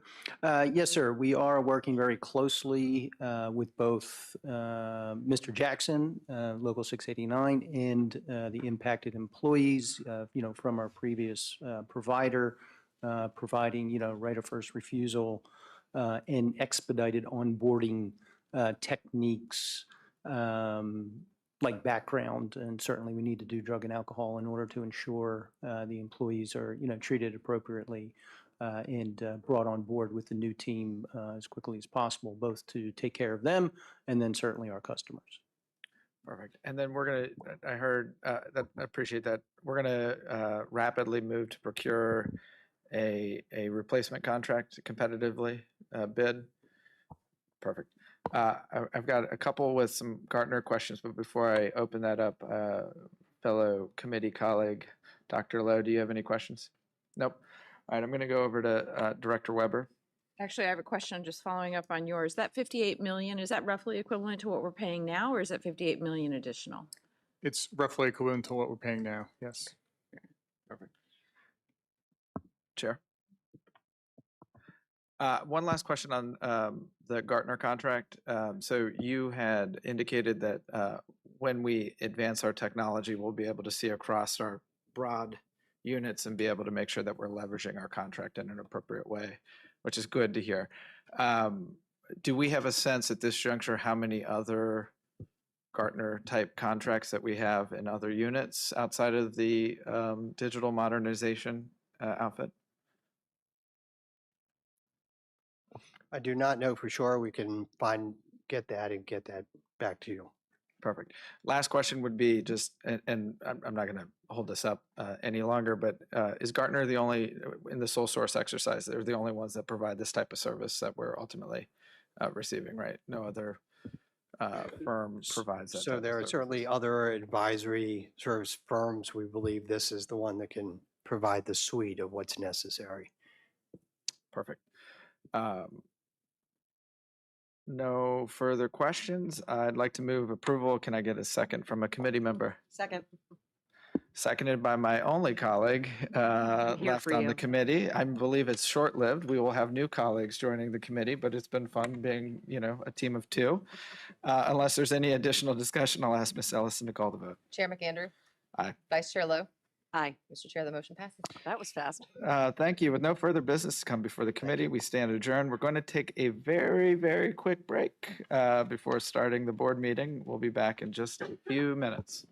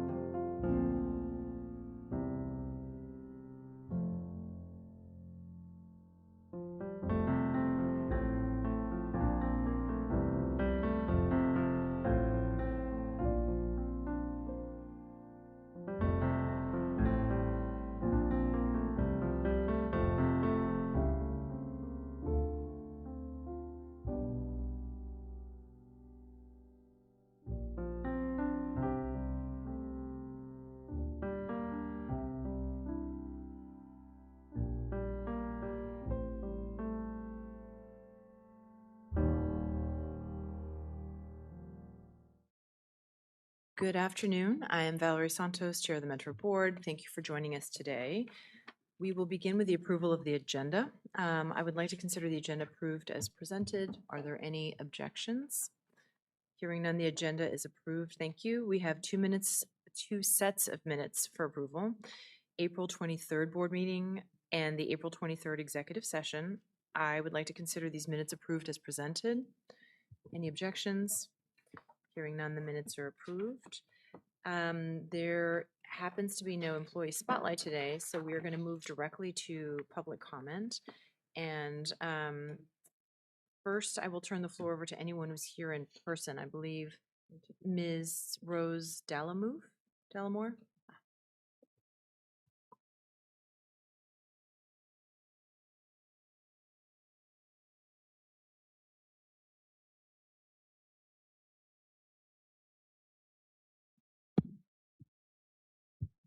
Hello. Oh. Can I ask before I start, if I could ask the board to yield just 1.5 additional minutes to me, given the fact that it's very difficult for me to get here and I won't be able to make future board meetings as a reasonable accommodation for my disability. Perfect. Yeah, it'll just be on like 3.5 minutes. Am I good to go? Fabulous. My name is Rose Dallamore. To provide a quick visual description for those who might not be able to see me, I'm a white disabled woman with brown hair in a very cool orange wheelchair. I'm a longtime DC resident. I work at Georgetown University in conflict resolution, and I'm a good community member and neighbor in Ward 1. I came today to express serious concerns about Metro Access and Abilities Ride. I have been using the service since my disability progressed last summer, and it has been a stressful and disappointing experience. Late rides, vehicle no-shows, and drivers engaging in unsafe behavior have made me feel that I cannot depend on Metro Access, particularly its contracted vehicles through Abilities Ride, to transport me. I've already filed complaints. I've spoken directly with Chris Blake and Barbara Millville about my experiences, which I sincerely appreciate, but I need the board of directors to understand the scale of these problems. I believe they go well beyond my experiences and warrant your immediate attention and investigation.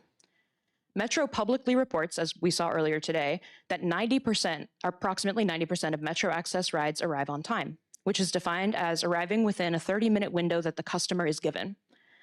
I estimate that only about 50% of the rides that I have taken have actually shown up within that window, and so I'm often stuck waiting for up to 2 hours. I questioned Mr. Blake about that statistic.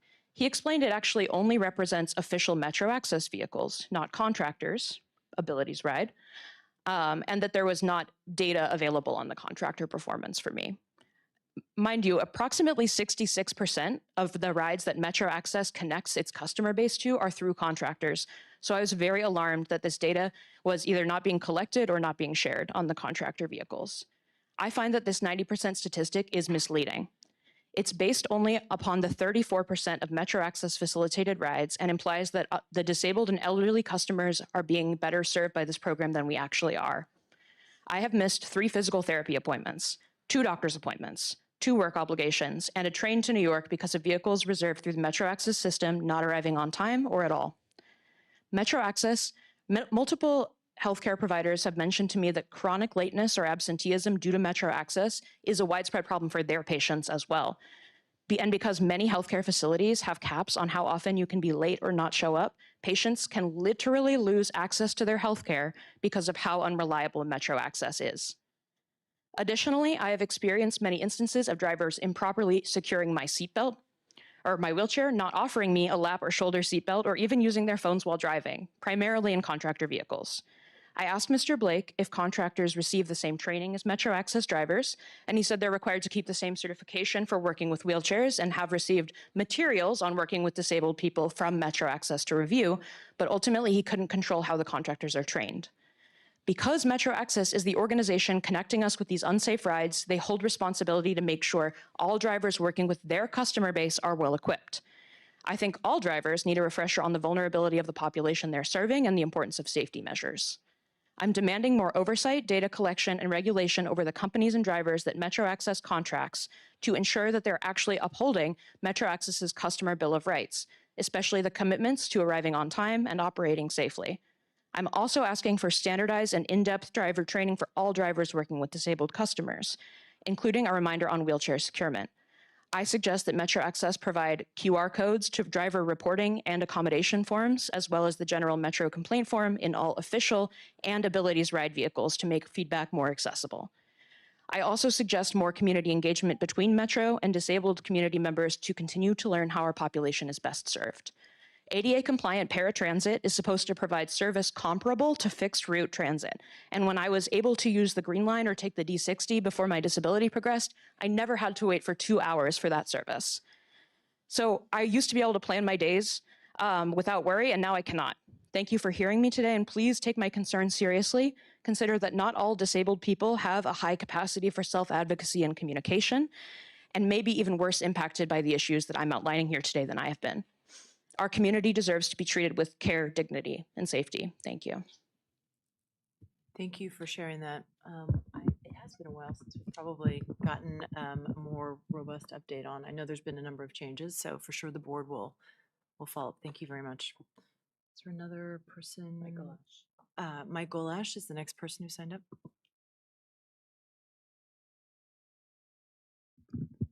My name is Mike Golash. Basically, I want to talk about the fare evasion issue. I want to make sure, reading the numbers that you talk about, we're talking about 40 to 50,000 people evading the fares every day. I want to know how many of those people are actually true fare evaders, in the sense that if the fare card machine doesn't work, you don't pay the fare. Some people don't pay the fare while riding the bus, but then they get on the train, they don't get their discount. So therefore, Metro does not lose any money through that process.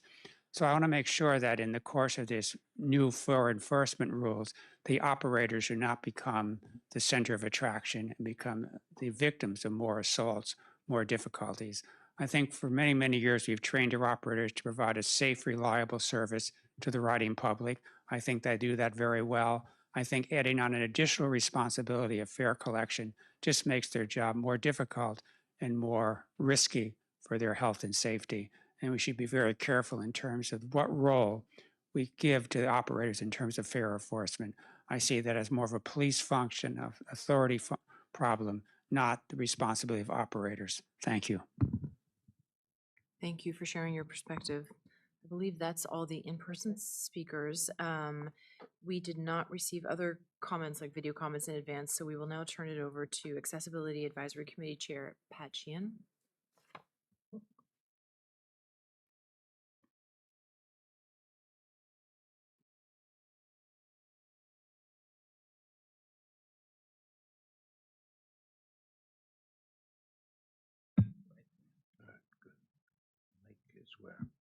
Oh. Already destroying your equipment. Sorry about that. Thank you very much. I've streamlined my remarks because of all the information that we got earlier this morning. First, I'd like to thank the board for giving us the eligibility win for Metro Access. We've got 34,000 people that rely on Metro Access, and as you've heard, it's a lifeline for many people, allowing us to have access to a streamlined eligibility process is a lot for those people, and I'm sure they will be saying thank you also once this comes out once they're told about this effective date. I believe it will be July 1st. The feasibility study is something that I would love to be able to take a look at. I've asked Dr. Butler if that's possible. Throughout the United States, streamlining the eligibility process is something that other parts of the country are doing. I've seen the quality work that this board has put out, and I think it would be great for WMATA to be able to showcase the work that was put into this and the effort and thought process behind it. So thank you so much for that. The other area that we looked at briefly this past month dealt with the IT modernization. I was very impressed with the fact that the website will be going from something that maybe showcased who WMATA was to actually being focused on the customer. From the accessibility point of view, I was impressed with the people that had input into it, recognizing companies that have done this for the federal, state, and local governments, the access people that were hired as subject matter experts, a job that was really well done. I know that that's coming out on the 17th, and our group has agreed to take a look at how it works. You'll be getting people that use magnification, screen readers, keyboard access to be taking a look at it and giving folks feedback. So, you know, I think the initial report that we got was great. Appreciate the really radical change to the website from where it was to the customer focus. Everything else that I've looked at over the last, I guess it's been, what, 2-3 weeks since we've talked, is looking good. The various projects that we are involved in seem to be on track regarding the summer shutdown and the 4 or 5 other things that are going on over the summer with the 250th anniversary, the work at the White House, the NASCAR issue coming up, and the World Cup. We've got a busy summer in front of us here. Our Accessibility Advisory Committee will be ensuring that folks with disabilities will be able to get around, and as they've done in the past. So we've got a lot going on with things coming up in the future. Another area, and I'd also like to thank Rose for her input into the Metro Access and Abilities Ride piece. We have openings at the on the AAC, and it would be a real plus, I think, to be able to bring her on board, have her as one of I our was totally going to subject. ask for her email address at the end of this. What's that? I was going to ask for her email address so we can do just that. Yes, absolutely. But that's the type of you know, insights that we need, and I thank her for her testimony. That's exactly what makes the AAC a great committee to be working with. I'll wrap it up there. I think we've got a lot of things going on, but we're on schedule and working with a good team. Thanks, Pat. Any questions, comments? Thank you very much. Okay, thank you. Next, we will hear from the Writers Advisory Council Chair, William Way. I believe he is online.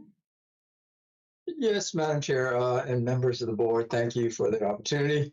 I also want to, I appreciate the comments from the public commenter about Metro Access, and they're very concerning, and we've heard similar comments. Now to our the RAC report.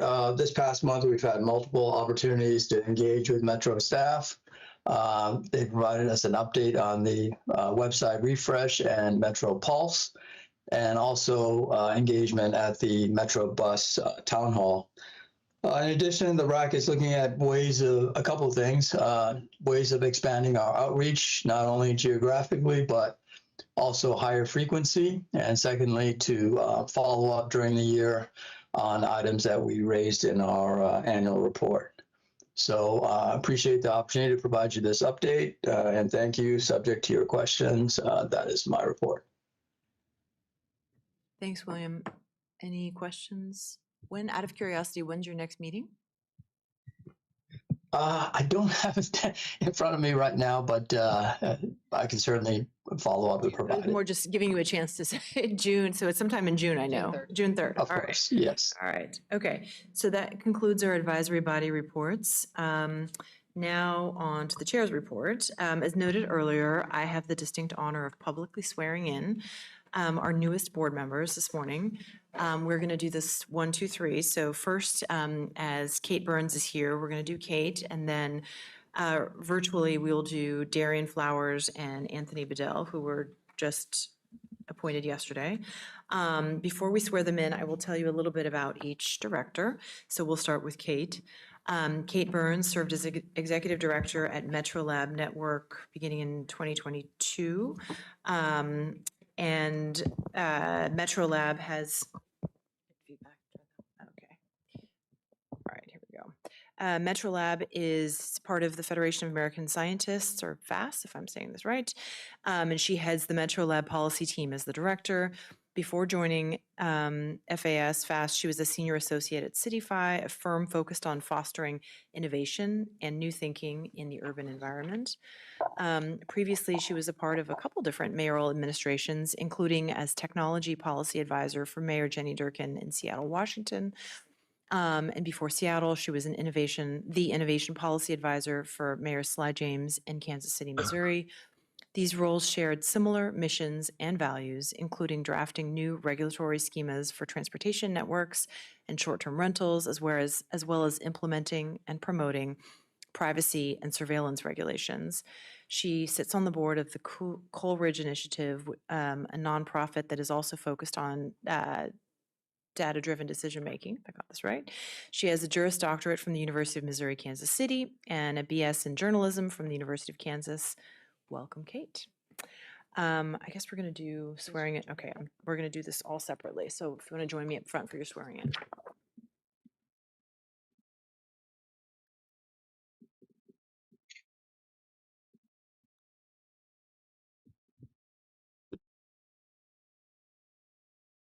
Raise your right hand and repeat after me. Okay. I, Kate Grumman Burns, do hereby solemnly swear do hereby solemnly swear that I will support and defend the Constitution of the United States that I will support and defend the Constitution of the United States and the Constitution and laws of the Commonwealth of Virginia, and the Constitution and laws of the Commonwealth of Virginia, from which I was appointed as Principal Director from which I was appointed as Principal Director of the Board of the Washington Metropolitan Area Transit Authority, of the Board of the Washington Metropolitan Area Transit Authority, and I will faithfully discharge the duties of the office and I will faithfully discharge the duties of the office upon which I am to enter. upon which I am to enter. Thank you, Kate. and Thank you. welcome. Thank you.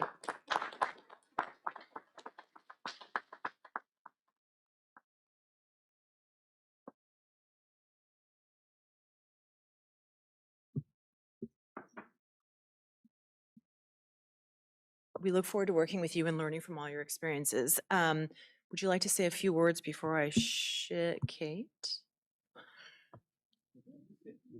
Would you like to say any? Okay. Yes. I am delighted to be a part of this esteemed group and such a pivotal infrastructure system for our region. I was a part of the Kansas City streetcar rollout in Kansas City, Missouri, where we introduced transit for the first time by rail in 60 years. And that was an incredible experience. And I'm just such an immense fan of the work that we do. It's so important for the safety and accessibility. And so I look forward to working with all of you. I look forward to knowing the staff more and serving on behalf of the Commonwealth of Virginia, which has been my home for almost 7 years and has become the home to my 2 young kiddos who are 4 and 2. And I think love the trains more than anything that they have. So they are delighted. They call our general manager the train boss. So it's exciting to be here, and I am humble and grateful for it. Thank you. I've been called much worse. So. Okay, next we will move to Darian. So as you may recall, Darian was most recently a principal director from Virginia, and today he will be sworn in as a federal director. So Darian is currently a group vice president of maritime policy and government affairs at MSC Group. Darian has a diverse background across public and private sectors, including roles at global law firms focused on transportation and infrastructure, and has had leadership positions in government relations for a logistics tech company. He has nearly a decade of public service experience with senior positions in the U.S. Senate and the Department of Transportation. He serves on multiple regional transportation boards. Darian holds advanced degrees in transportation policy and political science and has completed leadership programs and was named a John C. Stennis Congressional Staff Fellow in the 117th Congress. Welcome back, Darian. Thank you, Madam Chair. It's excited to be here. All right, so you're going to raise your right hand. We're watching and repeat after me. I state your name. I, Darian Flowers, Do hereby solemnly swear do hereby solemnly swear that I will support and defend the Constitution of the United States that I will support and defend the Constitution of the United States as Principal Director of the Board of the Washington Metropolitan Area Transit Authority, as Principal Director of the Board of Directors of the Washington Metropolitan Area Transit Authority. and I will faithfully discharge the duties of the office And I will faithfully discharge the duties of the office upon which I am to enter. upon which I am to enter. Thank you, Darian. Thank you. And inviting you as well, if you would like to say a few words. Just a thank you to now my former and now current colleagues here on the board. Excited to join my former colleague Anthony Bedell in serving here in this capacity, but also like all of you, excited to get back to work here at the Metro Board of Directors. This system is a critical piece of infrastructure that, as we talk about, enables so many of our friends and neighbors from around the country and around the world to live their lives and visit our great region, and that we have a real opportunity to deliver something that is best in class, not only for the citizens of each jurisdiction, but for the entire nation. So I'm excited to be part of this effort and really work with each of you, my colleagues, and our top tier management team. So thanks for having me. Thanks, Darian. Now will we move on to Anthony. Anthony Bedell currently serves as Senior Corporate and Government Relations Director for Becker and Polyakov. I hope I pronounced that correctly. He advises his clients using a bipartisan and diverse approach to strategically and tactically secure funding and achieve successful public policy initiatives with federal, state, and local governments. Anthony has previously held senior roles at the U.S. Department of Transportation, including serving as Deputy Assistant Secretary for both intergovernmental and tribal affairs and congressional affairs. With over 30 years of experience across government and the private sector, he has led government relations efforts for a Fortune 500 company and founded a lobbying firm. Mr. Bedell has also served in senior roles at the Departments of Labor and at the SBA, the Small Business Administration. He currently sits on several Virginia boards and transportation authorities, is a U.S. Air Force veteran, and is a graduate of Virginia Commonwealth University. Welcome, Anthony. Thank you. Please Can you send that? Can you send that to my parents? We can send the video. There we go. Please raise your right hand and repeat after me. I state your name. I, Anthony Bedell, Do hereby solemnly swear do hereby solemnly swear that I will support and defend the Constitution of the United States that I will support and defend the Constitution of the United States as Principal Director of the Board of the Washington Metropolitan Area Transit Authority, as Principal Director of the Board of the Washington Metropolitan Area Transit Authority, and I will faithfully discharge the duties of the office and I will faithfully discharge the duties of the office upon which I am to enter. upon which I am to enter. Thank you, Anthony.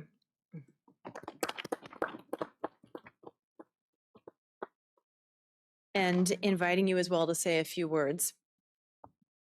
I'll be very brief, but that I've been on the board for 18 hours, so I have a lot to learn, and I look forward to working and getting to know all of you. Great, look forward to seeing you in person. And now that our new members have been sworn in, I would like to address committee assignments for the new members. Because our new federal members received their appointments yesterday evening, we're going to hold on their appointments until next month because I haven't even had a chance to talk to them. And I would like to move approval of the following revision to the board's committee assignments, which is Ms. Burns to the Finance and adding her to the Finance and Capital Committee. Is there a second? Second. Seconded by Dr. Lowe. Is there any discussion? Hearing none, I will call on Chief Board Affairs Officer to administer the vote. Chair Santos? Aye. Vice Chair McAndrew? Aye. Director Aguirre? Aye. Director Lowe? Aye. Director Weber? Aye. Director Burns? Aye. Director Flowers? Aye. Director Bedell? Sorry, aye. Madam Chair, the motion passes. Great. A reminder that this today is our only meeting in May, so we will see all of you back here on June 11th. This concludes my report for now, and I will turn the floor over to our general manager for his report. Great, thank you, Madam Chair. A few things I wanted to highlight. First, I want to welcome our new board members on behalf of the whole staff. We really look forward to especially two that haven't been with us before for orientations. If Board Member Flowers would like some more orientations, we're happy to do that, but I think he's pretty well up to speed. But the way we'll do that is to working with Jennifer's team, be a lot of really good interaction with you all, and really look forward to your contributions to Metro. Want to also highlight just quickly Katie Crystal. Katie is our new Senior Vice President of Government Relations, and I think many people on the board have had the opportunity to interact with Katie, but just publicly want to recognize Katie on our senior executive team. So Katie, welcome. And to say that she hit the ground running, understatement. You don't really have a choice in Metro, you're hitting the ground running. Want to also recognize from a law enforcement and public safety point of view, this is Police Week, and just take a moment to really recognize our fantastic police department, both the command staff, the chief command staff, the officers, and all the civilian staff, and all of our regional partners who we work with every single day, from Loudoun County to Prince George's to Montgomery to the city of Alexandria and Arlington, what did I miss? Arlington, Fairfax, the two states, and of course MPD and all of our federal partners. So just a lot of work that we all do together. So I want to just recognize them. A few slides to go through here. The first I wanted to highlight on relation to public safety. So crime is really down significantly here at Metro. And one of the things that the chief and I talked about a year ago, I said to the chief, I really want to ensure that we're doing independent third-party auditing of our crime data. It's so important from a transparency point of view that our data is accurate and that is providing the public with true sense of what is happening on the system. So the chief commissioned an independent audit, an individual that does a lot of work around this area. Not just regionally, but the area of crime statistics. They came back, gave us a full bill of health. There's accuracy in crime data reporting, accuracy in how the officers write reports, emphasized our training, and all of the things we're doing are pretty well. The one kind of finding was actually that we maybe over-report in destruction of property. In NIBRS, there's a kind of a loose definition of what that means, so our officers take the most kind of conservative approach on that, and in many ways probably a little bit over-report on destruction of property because of the relation of value. So I just really want to highlight this both to the board. I know we sent it to the board, but publicly, and really make sure that the public could see from a trust point of view that Transit Police is doing a really good job, but we do independent analysis of our data to make sure that they trust in that data. So congratulations, Chief, on this really good audit result. Next up is I want to highlight just a tad more on our Metro bus fare enforcement topic that we discussed a little bit earlier during the performance report. We've been talking about this for a while. We've done multiple campaigns, but we were about to do the next big push here at Metro. As we talked about, fare non-payment is completely unacceptable. It is costing us tens of millions of dollars. And I know the board has made it very clear you'd all love to approve more bus service so we can hire more bus operators and run better frequency and better reliability for our customers. And to do that, and especially in a very tight budget environment for all of our state partners, is very challenging. So on May 24th, we already have police presence out there every day. We've given thousands of citations, but starting after Labor Day, we're going to significantly ramp up. We're going to spread our transit police even further across the bus system. I will mention that we created a transit police bus-only division about 2 years ago. It was back in the teens. It got taken away, and it's something that Andy, myself, former COO Brian Dwyer, and the chief got together and created that again. So we have officers that are only dedicated to bus, but we're going to spread more officers.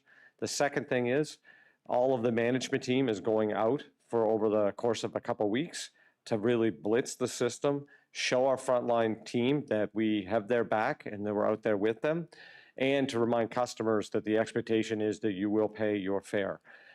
So we're going to hit this a little bit like we did the Better Bus Network redesign to have a lot of visible Metro presence. I certainly welcome any board members that would like to come out with us. We'd love to have you. We also sent a letter to regional elected officials across the 3 states, asking them to participate, asking them to use everything from their social media channels, their newsletters, any mechanisms they have to reiterate to their constituents. Their constituents are our customers, that it is beyond critical that people pay their fare to pay for this service that is delivered for them.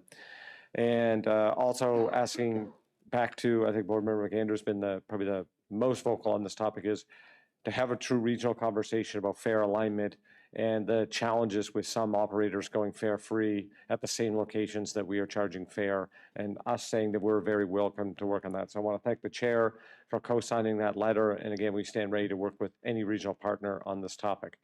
The last part of this is, we're really going to highlight this. So I want to thank Sarah and her team. We have digital ads, in bus ads, paper ads, lots of materials that we're going to be handing out, which is really simple. Your fares pay for the services you get. And we're going to really highlight people that are what we call wall of fame, people that ride a lot, pay their fare. We're going to highlight the positive of that, but we're also going to use some sharper language on the negative of people not paying fare. We have had some fare box issues. There's no getting around that. We monitor that daily, but it has not been good enough. We are working with our vendor Cubic. There's multiple people on the team. Leroy, Tom, Judd, specifically those three areas are heavily involved. We have a new software out on the system that is showing good results. It's now loading up into even more buses. And basically, the short version of this is the reader sometimes gets a tamper alarm, and it kind of shuts down or it doesn't process correctly. So it's almost like a built-in security feature. And so they had to really work through kind of some software updates to provide a lot more stability. So that's a kind of high-level way to describe it. And Judd's probably looking at me like not the best way, but literally want to make sure that our customers and our frontline staff know, and we've communicated this, that if the fare box is not working, kind of like to a public comment, clearly it's very hard for us to be honest in saying that we expect their fare. So we need to make sure our software is working, our boxes are working. Our operators are not going to be doing fare enforcement. I can't overstate this. There's nobody that is a bus operator doing fare enforcement. They're doing fare awareness. They are in a secure compartment that we've spent millions of dollars on, and they're quoting the fare. They are not supposed to engage someone after that. The safety of our staff is paramount, and we will not sacrifice the safety of our staff. We know we're a very safe system. Simple thing, but we're going to ask our operators to do is a phrase similar to this. Good morning, the fare is $2.25. Good evening, the fare is $2.25. That is it. They're not supposed to go, hey, get off the bus, any engagement, all that kind of stuff. It's a good morning and the fare. Same as you might get if you went to, I don't know, a drive-through at Dunkin' Donuts. Good morning, coffee's $2.50. That's it. No more no enforcement, just fare awareness, fare quoting. So I just wanted to be really specific on that language. I wish Dunkin' coffee was $2.50. Shows you I don't drink coffee. What's Dunkin' coffee, like $5 maybe? I don't know. Okay, last up, and it's been mentioned a little bit, I want to thank Pat for the AAC on this comment. The team has been working for a lot of years to really bring this together, which is a new WMATA.com and a MetroPulse 2.0. And WMATA.com has not been updated since the mid-teens, I think 2017, 2016. So 10-year lift to get this. And one of the biggest benefits of WMATA.com's, the new website, is the accessibility features built into WMATA.com. It's also going to be more customer-oriented, easier to use, and it's going to have the same look and feel as MetroPulse 2.0. So MetroPulse, we were really proud of that first effort, have a lot of people using it, but we know it can be more customer-centric. So that is going to be rolled out here in a few more weeks as well on May 31st. So it's an entire, as we've been saying to the board for a while, we're digitalizing Metro and bringing in a higher level performance for our customers. So, Madam Chair, those are, I think, all the updates I have. Happy to take any questions or comments from the board. And otherwise, that is my report. Any questions? Please, Director. Not a question, just a comment. I would like to join one of the fare enforcement things. I'd like to, just kind of see how it works. Love to have you, and we'll work with you on the schedule. Great. We'll have a vest for you. I have a vest. Okay, we'll have the vest out with you. One thing that didn't come up in today, so just more of an invitation to just provide a high-level update. At the last board meeting, there was talk, because it just so happened there was a number of incidents related to safety and operations up to that time. Is there anything that, just to reinforce the safety of the system, particularly related to the bus? I mean, people may not be as aware of all the details. Sure.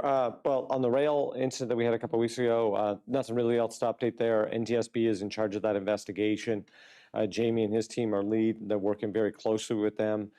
We look forward to getting back any findings and recommendations, and we'll certainly be working with the NTSB, and WMSC is part of that as well. So obviously we're very transparent about that, and of course there will be some room for improvement on that. On the bus, Leroy did a really good job working with the safety department. They took all the 60-foot buses off the line, did very in-depth inspections. I think all of them are back into service.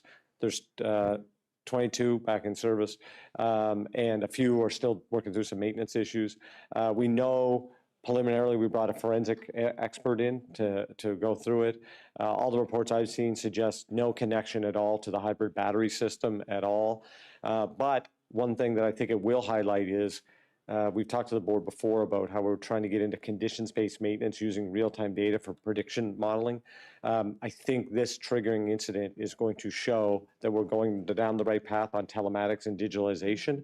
And I think we maybe are now pushing at a higher sense of urgency and timeline to make that happen. I think in many ways, when we get that real-time data coming off the buses in a much more usable way, this incident probably would not have happened. I don't want to totally jump to that conclusion, but I think early indications are that we probably would have been able to manage that bus a little differently. So, certainly not a good situation that happened, but we're going to take it and try to grow and learn from it. And on the last one specifically, Leroy and his team and Stan have done a really good job managing the fleet. So we feel the fleet is very safe out there. Thank you. Thank you. Okay, now for reports by the jurisdictions. So I will, my colleagues from Maryland and Virginia. Yeah, we've got one update. It made a little bit of news, but I think it is news worth raising at the regional level. Last week marked a major milestone for the advancement towards delivery of the Purple Line. We completed the final rail installation of the 16-mile corridor that will connect New Carrollton and Bethesda and multiple WMATA stations, the Northeast Corridor, and the like. We were, Governor Moore, Lieutenant Governor Miller, and many of our regional partners, elected officials, were present for this exciting day. We're on schedule, hopefully, to finish completion of construction and key elements this fall, which then leads us into testing in 2027 and ultimately opening at the end of 2027. It's exciting milestone for a project that the region's been chasing for a couple decades now, but how we deliver it is in partnership with our WMATA colleagues, and that will include the shutdown of the Red Line on the western side this summer to enable us to have connection to the Bethesda station. So a lot of partnership, a lot of opportunity for enhanced regional mobility, but we are one step closer to that day that will be here before we know it. Thank you. Thanks. Directors from Virginia as well? Federal friends? Any particular updates you would like to share from the federal perspective? Not yet. Nothing yet, right? All good. From us on the federal side. Okay, all good. I know on the DC side, I think this may have come up earlier. There was Bike to Work Day is tomorrow, Friday, May 15th, and there will be apparently free coffee for us coffee drinkers and snacks available at Franklin Park. There you go. As well as live music, vendors, and exhibitions. So at 7 a.m., which is before the time I would be down at Franklin Park, but that's okay. The next update asked to share is our Department of Parks and Rec in DC has summer programs that are open this week, and offerings include aquatics, cultural arts, et cetera, and many of them are free or practically free. So for folks who have not yet locked in their summer activities for their kids. And then lastly, there is something else that's pretty cool, which is Department of Parks and Rec also is kicking off free weekly veggie giveaways, bringing nutritious organic veggies to residents across the city 4 times a month. You have to register online, and there's lots of info online. If there's no other jurisdictional updates, with no further business to come before the board, we stand adjourned. And I will request that the board reconvene in executive session. In accordance with the bylaws, I, Valerie Santos, request that the Board of Directors convene an executive session to discuss the following matters pursuant to Article 2, Paragraph 9, subsections A, budgetary matters that may affect legal positions, WMATA contracts, or sensitive relationships with local jurisdictions of the federal government. D, contractual or other matters involving confidential or proprietary concerns or the investment of public funds where discussion in public would potentially adversely affect the financial interests of WMATA. Is there a second? Thank you, Director McAndrew. All in favor? Aye. The ayes Aye. have it. We are adjourned. Thank you.